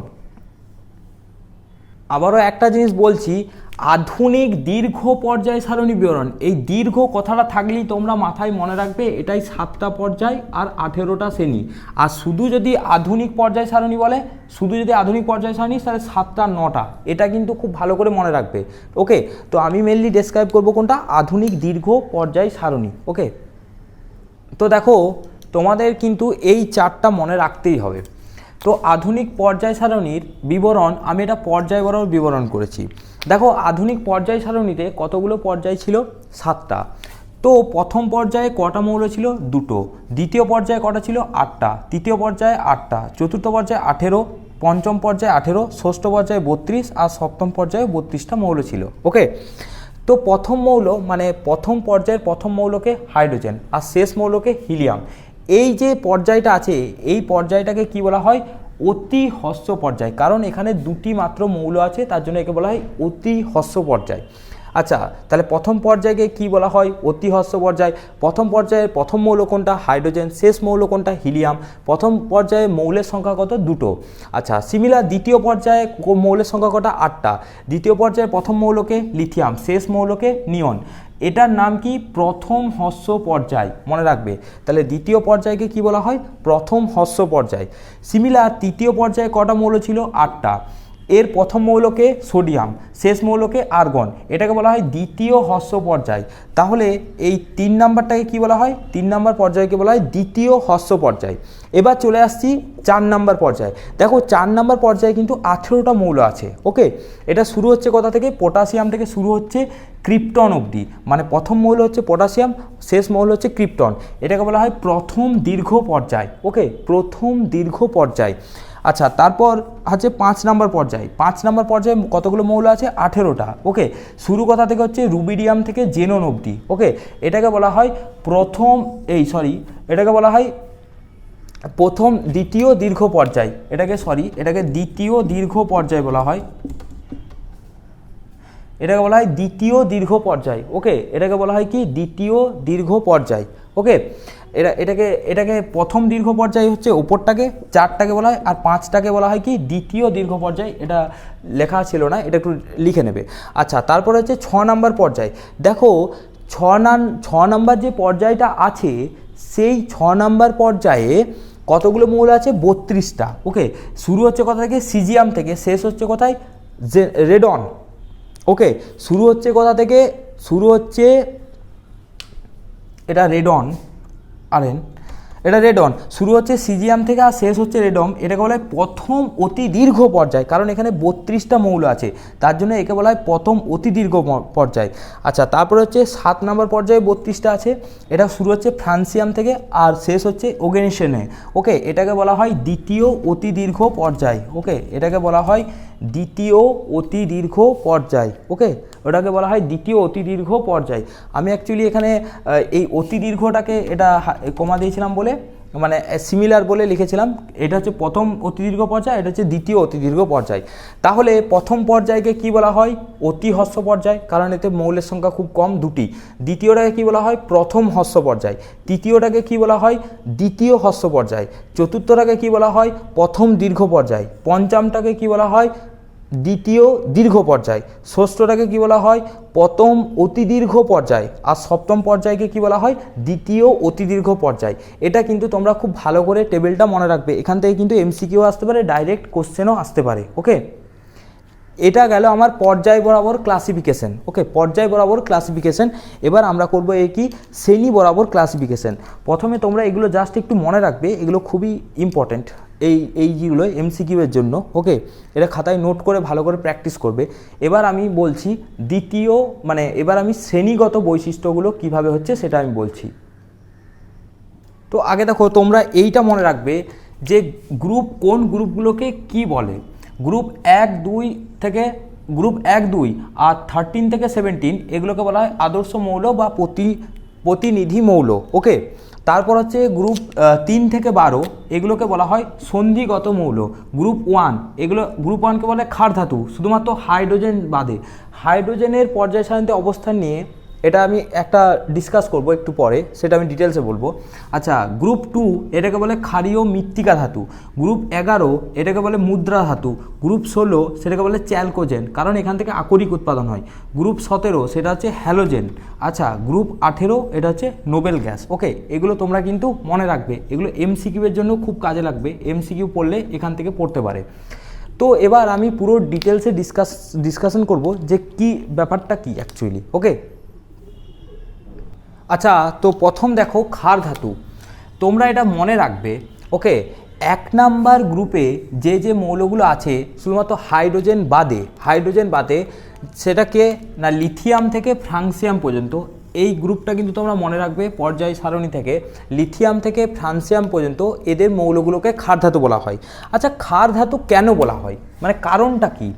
কারণ হচ্ছে এই ধাতুগুলোর যে অক্সাইড গঠন করে বা হাইড্রোক্সাইড যে গঠন করবে, সেই হাইড্রোক্সাইডগুলো তীব্র ক্ষারীয় ধর্ম আছে, মানে এদের একটা ক্ষারীয় ধর্ম আছে, এদের কিন্তু আম্লিক ধর্ম নেই, তাই এগুলোকে ক্ষার ধাতু বলা হয়। আরেকটা হচ্ছে এই ক্ষার ধাতুগুলো জলের সাথে বিক্রিয়ায় তীব্র ক্ষার উৎপন্ন করে, প্লাস হচ্ছে হাইড্রোজেন গ্যাস। যেমন ধরে নাও এম হচ্ছে একটা ধাতু। ওকে, তার সাথে জলের বিক্রিয়া হলো, তাহলে এখানে হলো MOH, মানে ওই যে মেটালটা আছে তার হাইড্রোক্সাইড, OH মানে হচ্ছে হাইড্রোক্সাইড। ওকে, আর হচ্ছে কি হাইড্রোজেন গ্যাস উৎপন্ন করেছে। তো এই যে হাইড্রোক্সাইডটা আছে এটা কিন্তু একটা তীব্র ক্ষার। ওকে, তো ধাতুরই তীব্র ক্ষার উৎপন্ন করে এবং এটা ধর্মটা কি? এটা ধর্ম হচ্ছে ক্ষারীয়, তাই এগুলোকে ক্ষার ধাতু বলা হয়। আচ্ছা, এবার ধরো একটা মৌল আছে। ওকে, সেই মৌলটা কোন গ্রুপে বা কোন শ্রেণীতে থাকবে, কোন শ্রেণী বা কোন পর্যায়ে থাকবে সেটা আমরা কিভাবে বুঝবো? এখান থেকে আমাদের বুঝতে হবে কোন শ্রেণী বা কোন পর্যায়ে থাকবে, সেটা আমরা কি করে বুঝবো। তো আমি ওপরেরটা মুছে দিচ্ছি, এই ক্ষার, তাহলে এখান থেকে পড়বে যে ক্ষার ধাতু কোনগুলো আর হচ্ছে এদেরকে ক্ষার ধাতু বলার কারণ কি। ওকে, এইটা হচ্ছে কোশ্চেনটা পড়তে পারে। তো এবার দেখো আমি যদি তোমাদের এখন বর্ণনা করি যে ক্ষার ধাতুগুলো, তো ক্ষার ধাতুগুলোর, আচ্ছা তোমরা আগে একটা জিনিস বলো, কোনো একটা ধাতু নিয়েছি বা কোনো একটা মৌল নিলাম, ঠিক আছে, কোনো একটা মৌল বা ধাতু যাই হোক কিছু একটা নিলাম, সেই মৌলটার একটা ইলেকট্রনিক গঠন আছে। ইলেকট্রনিক গঠন মানে কি? ইলেকট্রনিক গঠন বলতে সেই মৌলটার একটা পরমাণুর নিউক্লিয়াস আছে, সেই নিউক্লিয়াসে প্রোটন থাকবে, ওকে, আর তার বাইরে কি থাকবে? তার বাইরে হচ্ছে কক্ষপথ থাকবে। এই যে এগুলোকে বলা হয় কক্ষপথ। এবার প্রথম কক্ষপথে কটা ইলেকট্রন থাকতে পারে? দুটো। এটা তোমরা জানো যে প্রথম কক্ষপথে সর্বাধিক দুটো ইলেকট্রন থাকতে পারে, মানে এই কক্ষপথটায় দুটো থাকবে। তারপরে কক্ষপথটাই, তাহলে এটা হলো ফার্স্ট কক্ষপথ। সেকেন্ড কক্ষপথে কটা থাকতে পারে? 8টা। তারপরেরটাই 8টা। তারপরে কত? তারপরে হচ্ছে 18 আর সবশেষে হচ্ছে 32। ওকে, 18 আর হচ্ছে 32। তাহলে এটা হচ্ছে 3, এটা হচ্ছে 4, এটা 5, এইভাবে হয়ে যাবে। তো মোটামুটি সর্ববহিস্থ কক্ষপথে 8টাই থাকে। ওকে, তো এটা মনে রাখবে। তো এখন আমাদের এইভাবে ইলেকট্রনিক গঠনটা করা হয় যে কতগুলো ইলেকট্রন আছে সেটা প্রথম কক্ষপথে কটা থাকবে, দ্বিতীয় কক্ষপথে কটা থাকবে, তৃতীয়তে কটা থাকবে, চতুর্থ কটা থাকবে, পঞ্চমে কটা থাকবে, এইভাবে আমাদের করা হয়। ওকে, এবার আমাদের দেখো যদি আমাদের লিথিয়াম নেওয়া হয়, লিথিয়াম, তো লিথিয়ামে কটা ইলেকট্রন আছে? লিথিয়ামে আমাদের আছে 3টে ইলেকট্রন। ওকে, 3টে ইলেকট্রন আছে। তাহলে এর যদি আমি ইলেকট্রনিক কনফিগারেশন দেখতে চাই তাহলে আমরা কি দেখতে পাবো? দেখো লিথিয়ামে যদি আমরা ইলেকট্রনিক কনফিগারেশন দেখতে পাই তাহলে এটা হচ্ছে লিথিয়ামের নিউক্লিয়াস, এইটা হচ্ছে লিথিয়ামের প্রথম কক্ষপথ যেখানে দুটো ইলেকট্রন আছে, আর এইটা হচ্ছে লিথিয়ামের দ্বিতীয় কক্ষপথ যেখানে একটা ইলেকট্রন আছে। ওকে, তাহলে লিথিয়ামের ইলেকট্রনিক কনফিগারেশন যদি আমরা লিখি তাহলে কেমন লিখবো? 2, 1। তার মানে এর কটা কক্ষপথ আছে? এর কটা কক্ষপথ আছে? দেখো তাহলে এটা দেখো এই বাইরের কক্ষে, তার মানে লিথিয়ামের যে বাইরের কক্ষ, প্রথম কক্ষপথটাকে বলে কে আর দ্বিতীয়টাকে বলে এল। তো লিথিয়ামের যে সর্ববহিস্থ কক্ষপথ হচ্ছে সেই সর্ববহিস্থ কক্ষপথ কোনটা? এল। সেখানে যে জটা ইলেকট্রন থাকবে সেই ইলেকট্রনগুলোকে আমরা কি বলি? যোজ্যতা ইলেকট্রন। ওকে, ভ্যালেন্স ইলেকট্রন বা যোজ্যতা ইলেকট্রন বলতে পারো। ওকে, তাহলে লিথিয়ামের কটা যোজ্যতা ইলেকট্রন আছে? সেটা হচ্ছে একটা। ওকে, লিথিয়ামের কটা যোজ্যতা ইলেকট্রন আছে? একটা, বা যোজ্যতা কক্ষে ইলেকট্রন সংখ্যা। এই কক্ষটাকে বলা হয় যোজ্যতা কক্ষ, ঠিক আছে। সর্ববহিস্থ কক্ষপথটাকে বলা হয় যোজ্যতা কক্ষ, যেটা হচ্ছে ভ্যালেন্স অরবিট। ওকে, ভ্যালেন্স অরবিট, এটাকে ইংলিশে বলে ভ্যালেন্স অরবিট। আর এই ভ্যালেন্স অরবিটে যে ইলেকট্রনটা থাকে সেটাকে বলে ভ্যালেন্স ইলেকট্রন। তো লিথিয়ামের সর্ববহিস্থ কক্ষপথে কটা ইলেকট্রন আছে? একটা। তো কোনো একটা মৌলের সর্ববহিস্থ কক্ষপথে যটা ইলেকট্রন থাকবে, সর্ববহিস্থ কক্ষপথে যটা ইলেকট্রন থাকবে সেই নাম্বারটা ডিফাইন করে যে ওই মৌলটা পর্যায় সারণীর কোন শ্রেণীতে আছে। ওকে, তাহলে আমাদের পর্যায় সারণীতে কোনো একটা মৌল কোন শ্রেণীতে থাকবে সেটা কে বলবে? সেটা হচ্ছে ওই মৌলটার আমাদের ইলেকট্রনীয় গঠন নিলে যেটা হচ্ছে সর্ববহিস্থ কক্ষে বা যোজ্যতা কক্ষে যতগুলো ইলেকট্রন থাকবে সেই নাম্বারটা, যোজ্যতা কক্ষে ইলেকট্রন সংখ্যা। ওকে, ইলেকট্রন সংখ্যা। তাহলে এখানে দেখো যোজ্যতা কক্ষে কতগুলো ইলেকট্রন আছে? একটা। তার জন্য এই লিথিয়ামটা কি হচ্ছে? 1 নাম্বার শ্রেণীতে আছে। ওকে, তাহলে যোজ্যতা কক্ষে যতগুলো ইলেকট্রন থাকে সেটা হচ্ছে শ্রেণীতে। এই জন্য দেখো এখানে লিখেছি সর্ববহিস্থ কক্ষে একটি ইলেকট্রন থাকে, তাই এরা 1 নাম্বার শ্রেণীতে থাকে। ওকে, তাহলে লিথিয়ামটা ক নাম্বার শ্রেণীতে থাকলো? সেটা হচ্ছে 1 নাম্বার শ্রেণীতে। আর লিথিয়ামটা ক নাম্বার পর্যায়ে থাকবে এটা আমরা কিভাবে বুঝবো? লিথিয়ামটা ক নাম্বার পর্যায়ে থাকবে। দেখো পর্যায় সংখ্যাটা আমরা সাধারণত পর্যায় কটা হয়? 1 থেকে 7টা। ওকে, তো পর্যায় সংখ্যাটা আমরা কিভাবে বের করি? পর্যায় সংখ্যাটা আমরা বের করি যে কটা অরবিট আছে, মানে কটা কক্ষপথ আছে।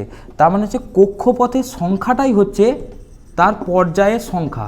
কক্ষপথের সংখ্যাটাই হচ্ছে পর্যায়ের সংখ্যা। তাহলে এখানে কটা কক্ষপথ আছে? এখানে 1টা 2টো, তাহলে কি হচ্ছে 2 নাম্বার পর্যায়ে থাকবে। ঠিক আছে, তাহলে 2 নাম্বার পর্যায়ে থাকবে। তোমরা দেখেছো সেটা কি? সেটা হচ্ছে হাইড্রোজেন, হিলিয়াম, তারপর হচ্ছে লিথিয়াম। তাহলে হাইড্রোজেন, এইদিকে হচ্ছে হিলিয়াম, তারপর হচ্ছে লিথিয়াম। তাহলে এইটা হচ্ছে 1 নাম্বার পর্যায়, এটা হচ্ছে 2 নাম্বার পর্যায়। এই জন্য লিথিয়াম কিন্তু 2 নাম্বার পর্যায়ে থাকবে। ওকে, তো এইভাবে দেখো মোটামুটি তাহলে একটা জিনিস তোমাদের বুঝতে হবে যে 1 নাম্বার শ্রেণীতে যে মৌলগুলো আছে সেই মৌলগুলোর কিন্তু সবারই যোজ্যতা কক্ষে ইলেকট্রন সংখ্যা একটাই থাকবে। কারণ কি? কারণ সবাই 1 নাম্বার শ্রেণীতে আছে। ওকে, 1 নাম্বার শ্রেণীতে আছে, তাহলে প্রথম শ্রেণীতে যে মৌলগুলো থাকবে সেগুলোর কিন্তু কি হচ্ছে, একটাই যোজ্যতা কক্ষে ইলেকট্রন থাকবে। ওকে, এবারে আরও বেশি হতে পারে, ঠিক আছে। যেমন আমি তোমাদের একটা কথা বলি, যেমন হচ্ছে একটা তোমাদের এক্সাম্পল দিয়ে বোঝাই, তাহলে তোমরা আরও বুঝতে পারবে। যেমন ধরো ফসফরাসের আমাদের ইলেকট্রনিক কনফিগারেশন কি হবে, এটা তোমরা একটু বুঝে নাও, তাহলে তোমাদের সুবিধা হবে। তার মানে আমি বলতে চাইছিলাম এই জিনিসটা যে 1 নাম্বার শ্রেণীতে যে মৌলগুলো থাকবে, 1 নাম্বার শ্রেণীতে যে মৌলগুলো থাকবে সেই মৌলগুলোর যোজ্যতা কক্ষে ইলেকট্রন সংখ্যা, এটা কিন্তু যোজ্যতা কক্ষে ইলেকট্রন সংখ্যা সবসময়তেই 1 হবে, কিন্তু এই অরবিটগুলো চেঞ্জ হতে পারে। যেমন অন্য একটা আমি উদাহরণ নিয়ে বলছি, যেমন ফসফরাসের কতগুলো ইলেকট্রন থাকে? 15টা। ওকে, তাহলে এর কনফিগারেশন কি হবে? 2 আর 10, 10 5 15। তাহলে এর কে কক্ষে কটা ইলেকট্রন আছে? 2টো। এল কক্ষে কটা আছে? 8টা। আর কে এল এমতে আছে 5টা। তাহলে এখন দেখো এর পর্যায় সংখ্যা তোমরা ইজিলি বলতে পারবে। পর্যায় সংখ্যা কিভাবে বলবে? পর্যায় সংখ্যা মানে কতগুলো কক্ষপথ আছে, তাহলে কক্ষপথ। তাহলে এখানে কতগুলো কক্ষপথ আছে? একটা আছে কে, আর একটা আছে এল, আর একটা হচ্ছে এম। তার মানে 2টো, 8টা আর হচ্ছে 5টা, তার মানে এর কক্ষপথ হচ্ছে 3। ওকে, তাহলে এর কক্ষপথ তোমরা 3 বলে দিলে। এখন এর সর্ববহিস্থ কক্ষপথে কটা ইলেকট্রন আছে? 5টা। তাহলে আমাদের এখানে শ্রেণী সংখ্যাটা কি করে বলবে? তাহলে শ্রেণী সংখ্যাটা দেখো, এর সর্ববহিস্থ কক্ষপথে ইলেকট্রন আছে 5টা, তাহলে এর শ্রেণী সংখ্যা কী হবে? এটা তোমরা মনে রাখবে যে সর্ববহিস্থ কক্ষপথে যদি 1টা বা 2টো ইলেকট্রন থাকে তাহলে এটাই হবে তার শ্রেণী সংখ্যা। এটা কিন্তু খুব ভালো করে মনে রাখবে। কোনো একটা সর্বাধিক কক্ষপথে যদি 1টা বা 2টো ইলেকট্রন থাকে, মানে যোজ্যতা কক্ষপথে যদি 1টা বা 2টো ইলেকট্রন থাকে তাহলে তার শ্রেণী সংখ্যা 1 বা 2ই হয়। কিন্তু যদি 1 বা 2 এর বেশি হয়, মানে 2 থেকে যদি বেশি হয়, মানে 3 থেকে শুরু হয়, 4 5 6 এরকম যদি হয়, তাহলে কিন্তু শ্রেণী সংখ্যা কি হয়ে যায়? তার সাথে 10 যোগ হয়ে যায়। ঠিক আছে, তাহলে এখানে কত হচ্ছে? এখানে 15, তার মানে এর শ্রেণী সংখ্যা হবে 10 + 5, মানে কত হবে? এটা হচ্ছে 15 নম্বর শ্রেণীতে আছে।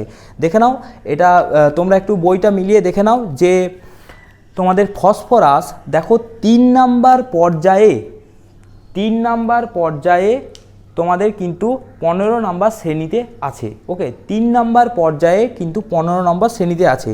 আচ্ছা, তাহলে তোমরা একটা বাড়িতে করবে, ম্যাগনেসিয়াম কত নাম্বার পর্যায়ে আর কত নাম্বার শ্রেণীতে থাকবে?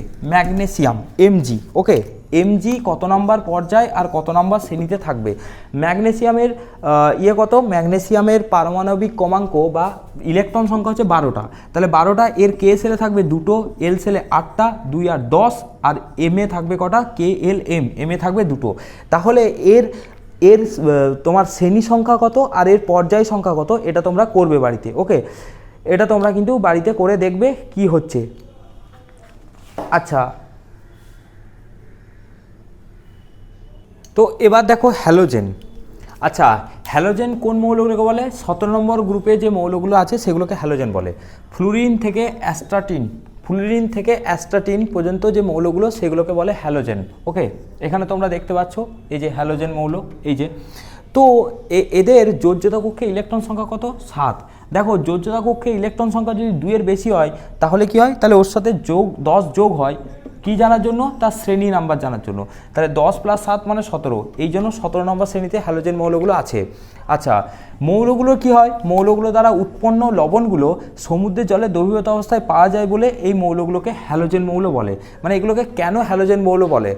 ওকে, এইটা মনে রাখবে, এই যে হ্যালোজেন, হ্যালো মানে হচ্ছে সি সল্ট, আর জেনন মানে প্রডিউসার, যে সমুদ্র লবণ তৈরি করে সেটাকে আমরা বলছি হ্যালোজেন। ওকে, নেক্সট আমাদের যেটা আছে সেটা হচ্ছে কি, সেটা হচ্ছে নিষ্ক্রিয় মৌল বা নিষ্ক্রিয় গ্যাস।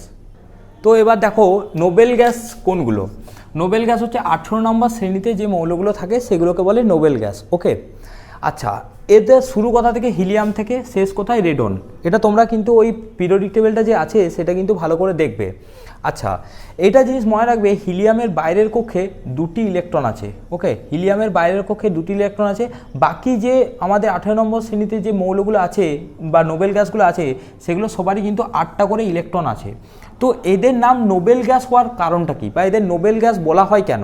কারণ এই মৌলগুলোর সর্ববহিস্থ কক্ষে 8টি করে ইলেকট্রন আছে, তাই এই মৌলগুলো সাধারণ অবস্থায় নিজেদের মধ্যে কিংবা অন্য কোনো মৌলের সাথে বিক্রিয়ায় অংশগ্রহণ করে না। মানে এই মৌলগুলো নিজেদের মধ্যেও বিক্রিয়া করে না এবং বাইরের কোনো মৌলের সাথেও বিক্রিয়ায় অংশগ্রহণ করে না, তাই এগুলোকে বলা হয় নোবেল গ্যাস। ওকে, বা নিষ্ক্রিয় মৌল। এই নিষ্ক্রিয় মৌলের কিছু ধর্ম আছে, এই ধর্মগুলো তোমরা একটু মনে রাখবে। কী কী ধর্ম আছে? যেমন এরা সাধারণ অবস্থায় গ্যাসীয় হয়। আচ্ছা, এদের যোজ্যতা কি হয়? শূন্য হয়। ওকে, এদের কোনো যোজ্যতা থাকে না, মানে যোজ্যতা এদের শূন্য হয়। আর কি, আর হচ্ছে এদের মধ্যে রেডনটা হচ্ছে তেজস্ক্রিয়। ওকে, এটা হচ্ছে মোটামুটি নোবেল গ্যাসের ডিটেলস। এরপর দেখো, তো এবার দেখো আসছি সন্ধিগত মৌল। তো সন্ধিগত মৌল কোনগুলো? দীর্ঘ পর্যায় সারণী থেকে 3 থেকে 12 নম্বর গ্রুপে যে মৌলগুলো আছে সেগুলোকে বলা হয় সন্ধিগত মৌল। মানে 3rd থেকে 12 নম্বর গ্রুপে যে যে মৌলগুলো আছে সেইগুলোকে মেনলি বলা হচ্ছে আমাদের কি না সন্ধিগত মৌল। এবার দেখো সন্ধিগত মৌল তাহলে ওই গ্রুপগুলোতে যেগুলো আছে। আচ্ছা, এদেরকে সন্ধিগত মৌল কেন বলা হয়? এদেরকে সন্ধিগত মৌল কেন বলা হয়? দেখো, তীব্র তড়িৎ ধনাত্মক ধাতু 1 আর 2 নম্বর গ্রুপের, মানে তীব্র তড়িৎ ধনাত্মক 1 ও 2 নম্বর গ্রুপের মৌল এবং প্রধানত অপরাধর্মী বা তড়িৎ ঋণাত্মক 13 থেকে 17 নম্বর গ্রুপের মৌলদের মাঝে এরা অবস্থান করে। মানে কি হচ্ছে, মানে 1 নাম্বার আর 2 নম্বর গ্রুপটা আছে, এটা 1 আর 2, ঠিক আছে। তারপরে হচ্ছে 13 থেকে 17। ওকে, এদের মাঝে এরা অবস্থান করে। 1 আর 2 নম্বর গ্রুপটা কেমন? এরা হচ্ছে তড়িৎ ধনাত্মক 1 আর 2 নম্বর গ্রুপটা। আর 13 থেকে 17 নম্বর গ্রুপটা কেমন হয়? এরা হচ্ছে তড়িৎ ঋণাত্মক। তো এদের মাঝে এরা অবস্থান করে, তাই এদেরকে বলা হয় সন্ধিগত মৌল। এটা তোমরা মনে রাখবে। ওকে, তাহলে 1 নম্বর আর 2 নম্বর গ্রুপের যে মৌলগুলো আছে সেগুলো হচ্ছে তড়িৎ ধনাত্মক, আর 13 আর থেকে 17 সেগুলো হচ্ছে তড়িৎ ঋণাত্মক। এদের মাঝেই মৌলগুলো অবস্থান করে বলে এদেরকে সন্ধিগত মৌল বলে। তো এখানে যে মৌলগুলো আছে সেগুলো তাহলে কত নম্বর গ্রুপ থেকে থাকবে? 13 থেকে 12। এরা মোটামুটি সবাই কিন্তু ধাতু, তবে একমাত্র মার্কারি আছে যে সন্ধিগত মৌল, সেগুলো হচ্ছে মার্কারি হচ্ছে তরল। ওকে, তো মেনলি হচ্ছে সবই সন্ধিগত মৌল ধাতু, শুধু মার্কারি হচ্ছে তরল। আর সন্ধিগত মৌল 3টে আছে, সেই 3টে নাম কি কি? সেটা হচ্ছে Cu, Ag আর Au, কপার, গোল্ড আর হচ্ছে কি Au। ওকে, এদেরকে কি বলা হয়? এদেরকে বলা হয় মুদ্রা ধাতু। কেন এদেরকে মুদ্রা ধাতু বলা হয় সেটা কিন্তু তোমাদের অবশ্যই জানতে হবে।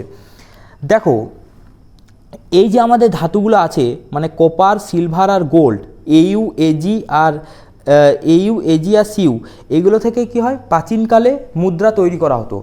আর এই 3টে মৌল কোথায় আছে?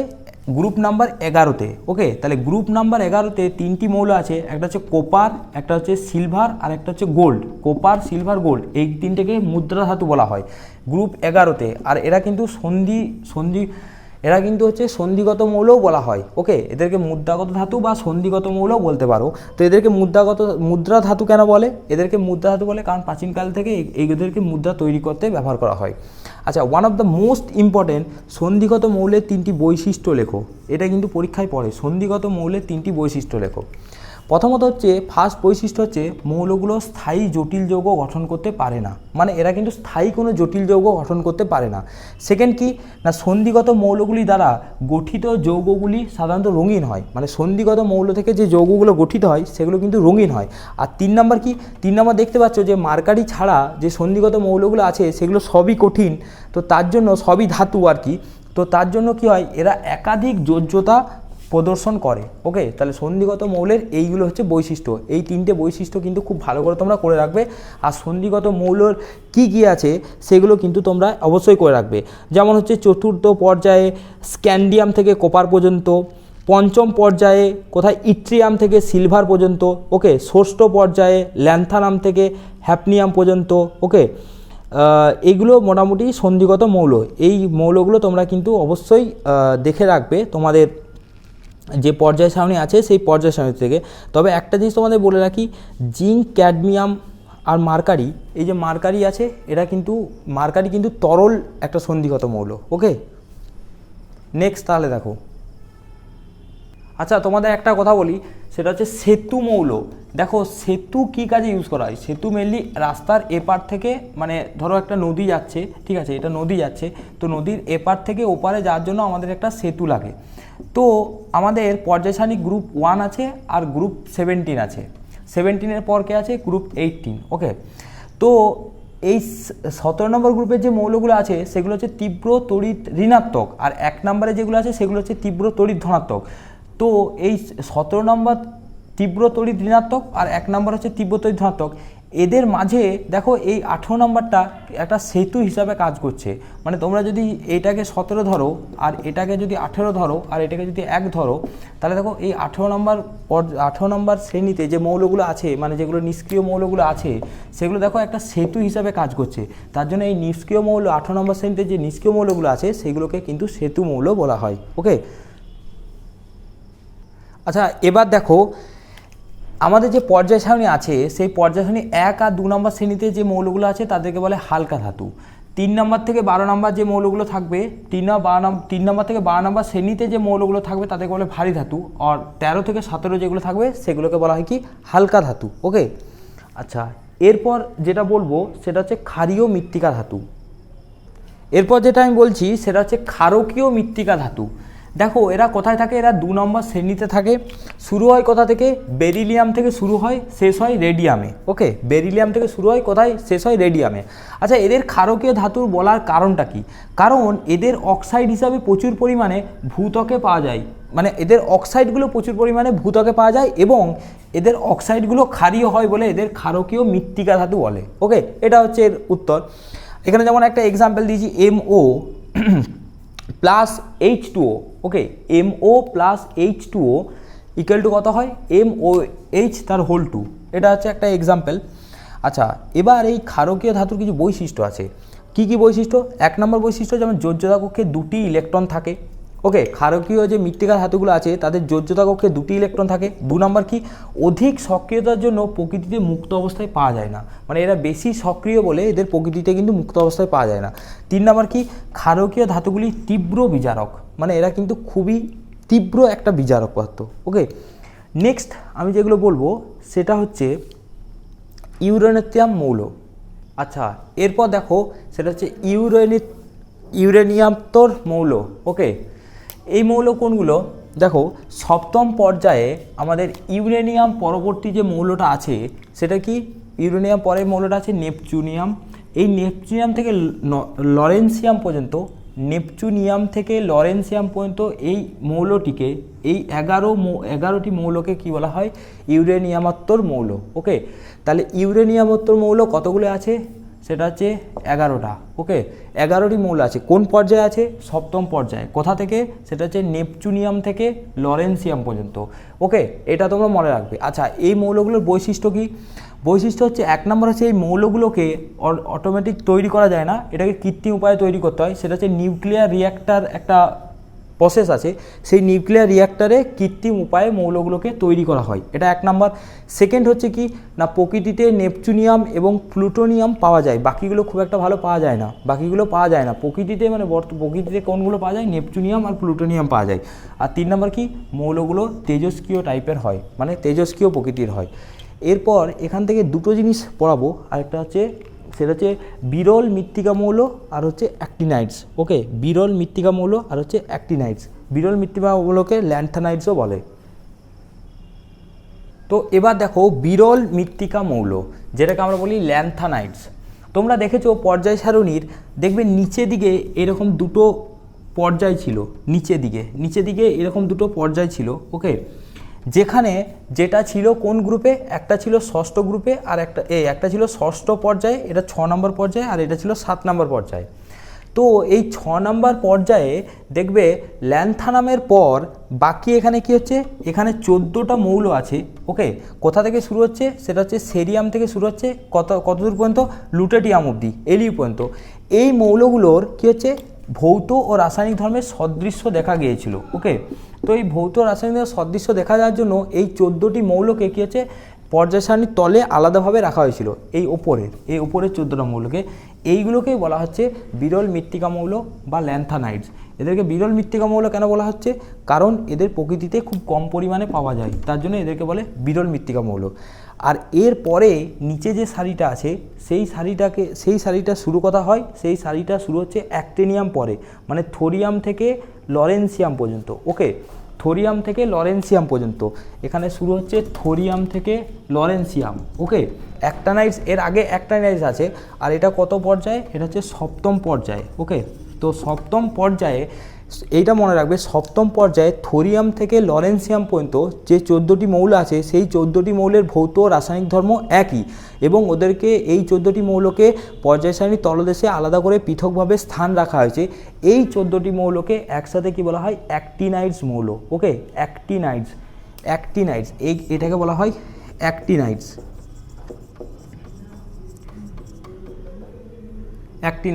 ওকে, অ্যাক্টিনাইড মৌল। তাহলে দেখো, তাহলে ল্যান্থিনাইড মৌল কোনগুলো? এই ওপরেরগুলো। আর অ্যাক্টিনাইডস হচ্ছে এই থোরিয়াম থেকে লরেন্সিয়াম পর্যন্ত। ওকে, তাহলে এটা তোমরা কিন্তু ভালো করে মনে রাখবে। এটা কিন্তু পরীক্ষায় আসতে পারে যে বিরল মৃত্তিকা মৌল বা ল্যান্থিনাইডস মৌল কাকে বলে, আর হচ্ছে অ্যাক্টিনাইডস মৌল কাকে বলে। শুধু অ্যাক্টিনাইডস যখন লিখবে তখন এখানে ষষ্ঠ পর্যায়ের জায়গায় সপ্তম পর্যায় হবে, আর হচ্ছে ল্যান্থানামের পরে নয়, অ্যাক্টিনামের পরে পরবর্তী মৌল, অ্যাক্টিনিয়ামের পরবর্তী যে 14টি মৌল আছে, যেটা শুরু হচ্ছে কোথা থেকে? থোরিয়াম থেকে লরেন্সিয়াম পর্যন্ত। তারপরে বাদবাকিটা একই। তো এখানে বাদবাকিটা এক, মানে এই 14টি মৌলকে তখন বলবে অ্যাক্টিনাইডস বলে।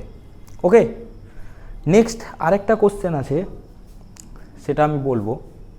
তো এবার দুটো কোশ্চেন আছে, একটা হচ্ছে চ্যালকোজেন মৌল কাকে বলে, আর হচ্ছে নিক্টোজেন। তো দেখো, প্রথমে চ্যালকোজেনটা বলছি, যেটা হচ্ছে 16 নম্বর শ্রেণীতে অক্সিজেন থেকে পোলোনিয়াম অবধি যে মৌলগুলো আছে, সেগুলো আমাদের আকরিক উৎপাদনে কাজ করে। এই 16 নম্বর শ্রেণীর মৌলগুলোকে চ্যালকোজেন বলে। আচ্ছা, নিক্টোজেন কোনটা? নিক্টোজেন হচ্ছে 15 নম্বর শ্রেণী, নাইট্রোজেন, ফসফরাস এগুলো যে আছে, এইগুলোকে বলা হয় নিক্টোজেন। এবার নিক্টোজেন কেন বলা হয়? কারণ এই মৌলগুলো যেগুলো আছে, এই নাইট্রোজেন আছে, এরা শ্বাস রোধ করে দেয়, মানে এরা শ্বাসকষ্ট হতে মানে আমাদেরকে শ্বাস নিতে খুব অসুবিধা করে। ওকে, তাই এদেরকে বলা হচ্ছে কি? নিক্টোজেন। তো তোমরা যদি লেখো তাহলে লিখতে পারো, নিক্টোজেন কথাটির অর্থ হলো শ্বাসরোধকারী। এই শ্রেণীর প্রথম মৌল নাইট্রোজেন একটি শ্বাসরোধকারী গ্যাস, তাই এই শ্রেণীর মৌলগুলোর এইরকম নামকরণ করা হয়েছে, বা এদেরকে নিক্টোজেন বলা হচ্ছে। এখান থেকে আরেকটা কোশ্চেন আসতে পারে, সেই কোশ্চেনটা তোমরা একটু ভালো করে পড়ে রাখবে। সেটা হচ্ছে আদর্শ মৌল বলতে কী বোঝো, এবং আদর্শ মৌল এদের কেন বলা হয়। দেখবে আমি তোমাদের কিন্তু প্রথমেই লিখেছি আদর্শ মৌল কোনগুলো এবং আদর্শ মৌল কোন শ্রেণীতে আছে, এগুলো আমি কিন্তু সবই তোমাদের বলেছি। ওকে, তো তোমরা একটু এটা দেখে রাখবে, আদর্শ মৌল। ওকে, এটা আমি প্রথমেই বলেছি, এটা কিন্তু ভালো করে পড়ে রাখবে। আদর্শ মৌল, এটা আমি প্রথমেই বলেছি, এটা কত নম্বর গ্রুপ বা কত নম্বর শ্রেণীতে আছে তাও আমি একবার বলে দিচ্ছি, তোমরা শুনে নাও। দ্বিতীয় ও তৃতীয় পর্যায়ের মৌলগুলি প্রকৃতিতে প্রচুর পরিমাণে পাওয়া যায়। তাছাড়া দ্বিতীয় পর্যায়ে যে কোনো মৌলকে প্রথম মৌল ধরে অগ্রসর হলে এই মৌলটির সঙ্গে তৃতীয় পর্যায়ে অবস্থিত নবম মৌলটির ধর্মের সাদৃশ্য পাওয়া যায়, অর্থাৎ নিয়মিত ব্যবধানে ধর্মের পুনরাবৃত্তি ঘটে। তাই দ্বিতীয় ও তৃতীয় পর্যায়ের মৌলগুলিকে আদর্শ মৌল বা স্বাভাবিক মৌল বলে। এছাড়া চতুর্থ পর্যায়ে যেমন পটাশিয়াম থেকে বেরিয়াম পর্যন্ত 7টি আদর্শ মৌল আছে। পঞ্চম পর্যায়ে রুবিডিয়াম থেকে আয়োডিন অবধি 7টি আদর্শ মৌল আছে। ষষ্ঠ পর্যায়ে সিজিয়াম থেকে অ্যাক্টিনিয়াম পর্যন্ত 7টি আদর্শ মৌল আছে। ঠিক আছে, আর সপ্তম পর্যায়ে 2টি আদর্শ মৌল আছে, একটা হচ্ছে এফআর আর একটা হচ্ছে আরএ। ওকে, এই মোটামুটি তোমাদের গেল পর্যায় সারণীর মোটামুটি একটু ডিটেলস। এবার এখান থেকে আমাদের মেন যে জিনিসটা, আরেকটা জিনিস পড়তে হবে, সেটা হচ্ছে পর্যায় সারণীতে হাইড্রোজেনের অবস্থান। এটা খুব ইম্পর্ট্যান্ট। পর্যায় সারণীতে হাইড্রোজেনের অবস্থান, হাইড্রোজেনের অবস্থান, এটা খুবই ইম্পর্ট্যান্ট একটা টপিক, খাতায় লিখো তোমরা। আচ্ছা, এটা দেখো, হাইড্রোজেনের অবস্থান খুব ক্রিটিক্যাল একটা কোশ্চেন। 1 নম্বর শ্রেণীতে ক্ষার ধাতু যেগুলো আছে, যেমন লিথিয়াম, সোডিয়াম, পটাশিয়াম, ওকে, এইগুলোর সাথে হাইড্রোজেনের কিছু মিল আছে। আবার 17 নম্বর শ্রেণী যে হ্যালোজেনগুলো আছে ফ্লুরিন, ক্লোরিন, ব্রোমিন, আয়োডিন, এইগুলোর সাথেও হাইড্রোজেনের মিল আছে। তো তাহলে হাইড্রোজেনকে 1 নম্বর শ্রেণীতে রাখা যাবে না হাইড্রোজেনকে 17 নম্বর শ্রেণীতে রাখা যাবে, এই পজিশনটা নিয়ে কিন্তু খুব গণ্ডগোল হয়েছে। তার জন্য হাইড্রোজেনকে বলা হয় দুষ্ট মৌল। দুষ্ট মৌল কেন বলা হয় বুঝতে পারছো? মানে 1 নম্বর শ্রেণীর ক্ষার ধাতুগুলোর সাথেও হাইড্রোজেনের মিল আছে, 17 নম্বর শ্রেণীর হ্যালোজেন মৌলগুলোর সাথেও হাইড্রোজেনের মিল আছে বা সদৃশ্য আছে। সেই সদৃশ্য থাকার জন্য হাইড্রোজেনকে কোথায় রাখা হবে, 1 নম্বর শ্রেণীতে নাকি 17 নম্বর শ্রেণীতে, সেটা ঠিক খুব ডিস্টার্ব করেছিল। তার জন্য হাইড্রোজেনকে অনেক সময় দুষ্ট মৌল বলা হয়। তো কী কী সাদৃশ্য আছে, এটা কিন্তু পরীক্ষায় খুব ইম্পর্ট্যান্ট কোশ্চেন। তো দেখো, প্রথমত হচ্ছে 1 নম্বর শ্রেণীর সাথে কী কী সাদৃশ্য আছে, 5টা আছে। আর 17 নম্বর শ্রেণীর সাথে কী কী সাদৃশ্য আছে, সেটাও 5টা আছে। প্রথমত 1 নম্বর শ্রেণীর সাথে কী সাদৃশ্য আছে, দেখো ক্ষার ধাতুগুলির বাইরের কক্ষে 1টি ইলেকট্রন থাকে, হাইড্রোজেনেরও বাইরের কক্ষে 1টি ইলেকট্রন থাকে। 1 নম্বর শ্রেণীর ক্ষার ধাতুগুলোর যোজ্যতা 1, হাইড্রোজেনেরও যোজ্যতা 1। ক্ষার ধাতুগুলো ইলেকট্রোপজিটিভ। ইলেকট্রোপজিটিভ মানে ইলেকট্রন ত্যাগ করে। দেখো, সোডিয়াম একটা ইলেকট্রন ত্যাগ করে Na+এ কনভার্ট হয়, সেই রকম হাইড্রোজেন একটা ইলেকট্রন ত্যাগ করে H+এ কনভার্ট হচ্ছে। তার মানে ইলেকট্রোপজিটিভিটি দুটোরই একই, মানে দুটোর এক, মানে হাইড্রোজেনের আর 1 নম্বর শ্রেণীতে ক্ষার ধাতুগুলো আছে তাদেরও এক। 4 নম্বর কি মিল আছে, হাইড্রোজেন অক্সাইড গঠন করে। যেমন ক্ষার ধাতুগুলো যেমন অক্সাইড গঠন করে, যেমন হচ্ছে Na2O, এর সোডিয়াম যেমন অক্সাইড গঠন করেছে, সেই রকম এই হাইড্রোজেনও অক্সাইড গঠন করে, যেমন হচ্ছে H2O, জল। আর 5 নম্বর মিল কি, ক্ষার ধাতুগুলোর মতো যৌগ গঠন করে। মানে ক্ষার ধাতুগুলো কী তৈরি করে, দেখো NaCl, KCl, HCl, ঠিক আছে, NaCl, KCl, সেই রকম দেখো হাইড্রোজেনও কিন্তু যৌগ গঠন করছে, কি কি, HCl, HBr। এই 5টা কিন্তু সদৃশ্য আমরা দেখতে পেলাম যে 1 নম্বর ক্ষার ধাতুর সাথে হাইড্রোজেনের। আচ্ছা ঠিক আছে, 17 নম্বর শ্রেণীর হ্যালোজেনের সাথে কি কি সাদৃশ্য আছে। 1 নম্বর, হ্যালোজেনের মতো এরা হচ্ছে দ্বিপরমাণু, যেমন ক্লোরিন Cl2, ঠিক আছে, ব্রোমিন Br2, সেই রকম দেখো হাইড্রোজেন H2, তার জন্য এদেরকে বলা হয় দ্বিপরমাণু। এদেরও যোজ্যতা 1, হাইড্রোজেনের যোজ্যতা 1। হ্যালোজেন মৌলগুলো যেমন ধাতুর সাথে যুক্ত হয়ে হ্যালাইড গঠন করে, যেমন কি KCl, NaCl, এগুলোকে বলে ধাতুর হ্যালাইড। সেই রকম হাইড্রোজেনও ধাতুর সাথে যুক্ত হয়ে হ্যালাইড গঠন করে, যেমন NaH। ওকে, তাহলে হ্যালাইডগুলো যেমন ধাতুর সাথে যুক্ত হয়ে কি করছে, মানে হ্যালোজেন মৌলগুলো যেমন ধাতুর সাথে যুক্ত হয়ে হ্যালাইড গঠন করছে, সেরকম হাইড্রোজেনও কিন্তু ধাতুর সাথে যুক্ত হয়ে NaH গঠন করছে। আর এইখানে এই যে ফ্লুরিন, ক্লোরিন, ব্রোমিন, আয়োডিন আছে, এই হ্যালোজেনগুলো সমযোজী বন্ধন গঠন করে, যেমন CCl4, ওকে, তারপরে হচ্ছে HBr4, এই যে এইগুলো গঠন করছে, তাহলে এগুলো সমযোজী বন্ধন। সেই রকম এখানে হাইড্রোজেনও সমযোজী বন্ধন গঠন করে, যেমন হচ্ছে CH4, মিথেন। ওকে, আচ্ছা 5 নম্বর কি, 5 নম্বর হচ্ছে ক্ষার ধাতুগুলো যেমন হাইড্রোক্সাইড ও হ্যালাইডের সাথে তড়িৎ বিশ্লেষণ বিক্রিয়ায় যে ফলাফল দেয়, সেই রকম এই ক্ষার ধাতুগুলোর হাইড্রোক্সাইড ও হ্যালাইডের সাথে তড়িৎ বিশ্লেষণ যদি আমি হাইড্রোজেনের সাথে করি, তাহলেও কিন্তু ফলাফল একই দেবে। ওকে, যেমন এখানে Na+ থেকে একটা ইলেকট্রন গিয়ে সোডিয়াম হয়েছে, আর ক্লোরিন থেকে একটা ইলেকট্রন গ্রহণ করে Cl এ পরিণত হয়েছে। ওকে, তো এখানে তাহলে কি হয়েছে, এখানে তাহলে দেখো এখানে সোডিয়াম আছে, এখানে ক্লোরিন আছে, সোডিয়াম একটা ইলেকট্রন গ্রহণ করে সোডিয়াম হয়েছে, সোডিয়াম প্লাস, আর ক্লোরিন মাইনাস একটা ইলেকট্রন ত্যাগ করে ক্লোরিনে পরিণত হয়েছে, ক্লোরিন মাইনাস। ওকে, আচ্ছা তো এখানেও সেরকম দেখো সোডিয়াম একটা ইলেকট্রন গ্রহণ করে Na হয়েছে, ওকে, আর হাইড্রোজেন একটা ইলেকট্রন ত্যাগ করে H- একটা ইলেকট্রন ত্যাগ করে কি হয়েছে, হাইড্রোজেনে কনভার্ট হয়েছে। ওকে, তাহলে এটা তোমরা বুঝতে পারছো। মানে এই উদাহরণটা, আচ্ছা এই উদাহরণটা আমি তোমাদের একটু স্পষ্ট করে বলতে চাইছি। মানে যখন তড়িৎ বিশ্লেষণ হয় ক্ষার ধাতুগুলোর হাইড্রোক্সাইড বা হ্যালাইডে যখন তড়িৎ বিশ্লেষণ হয়, তখন তড়িৎ বিশ্লেষণে কি হয় অ্যাকচুয়ালি, দেখো তড়িৎ বিশ্লেষণে আমাদের যেটা মনে রাখতে হবে, একটা হচ্ছে ক্যাথোড আর অ্যানোডের রিঅ্যাকশন হয়, ঠিক আছে, ক্যাথোড আর অ্যানোডের রিঅ্যাকশন। তো ধরে নাও একটা মৌল তুমি নিলে NaCl, ওকে, NaCl, এর যখন তড়িৎ বিশ্লেষণ হয় তখন কি হচ্ছে, Na+ হচ্ছে Cl- হচ্ছে। ওকে, আর আরেকটা ধরে নাও NaH নিয়েছো, NaH এর যখন তড়িৎ বিশ্লেষণ হবে তখন কি হবে, Na+ হচ্ছে H-। এবার Na+টা যদি Na+টাই কি আছে, ইলেকট্রন কম আছে, তাহলে Na+টা কি করবে, একটা ইলেকট্রন গ্রহণ করবে। তার মানে Na++ ইলেকট্রন কিসে কনভার্ট হবে, Na তে, আর Cl- এ একটা ইলেকট্রন ত্যাগ করবে। ওকে, ইলেকট্রন ত্যাগ করে Cl এ কনভার্ট হবে। সিমিলার এখানে Na প্লাস একটা ইলেকট্রন গ্রহণ করে Na-তে কনভার্ট হবে, আর হচ্ছে কি H মাইনাসটা সিমিলার একটা ইলেকট্রন ত্যাগ করে H-এ পরিণত হবে। তো সেটাই এখানে বলা হয়েছে। তো দেখো তাহলে 17 নম্বর শ্রেণীর হ্যালোজেনের সাথে এগুলো হচ্ছে হাইড্রোজেনের সাদৃশ্য, 1 নম্বর শ্রেণীর ক্ষার ধাতুগুলোর সাথে হ্যালোজেনের এগুলো হচ্ছে সদৃশ্য।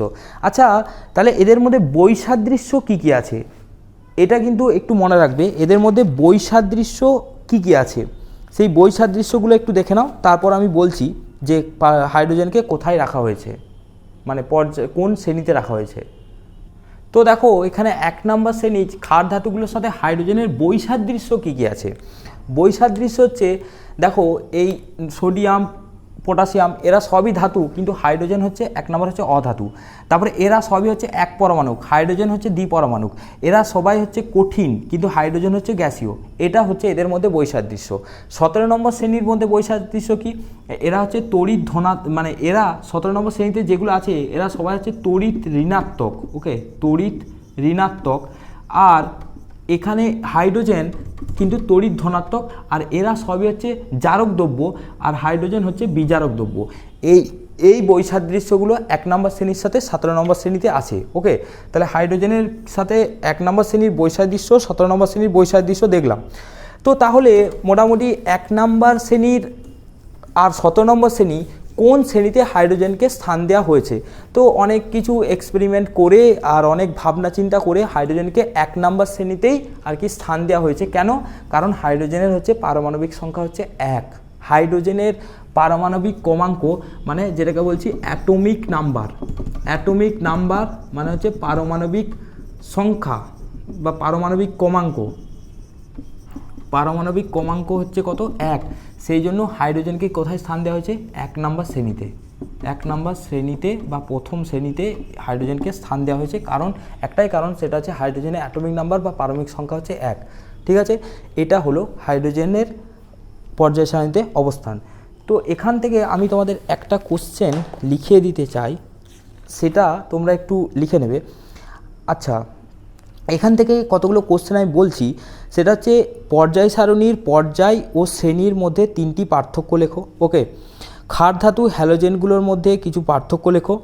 ওকে, আচ্ছা, আর হচ্ছে আদর্শ মৌল সন্ধিগত মৌলের মধ্যে কিছু পার্থক্য লেখো। আচ্ছা, এরপর তোমরা এখান থেকে যে কোশ্চেনটা তোমাদেরকে বলছি সেই কোশ্চেনটা তোমরা একটু লিখে রাখবে। সেটা হচ্ছে যে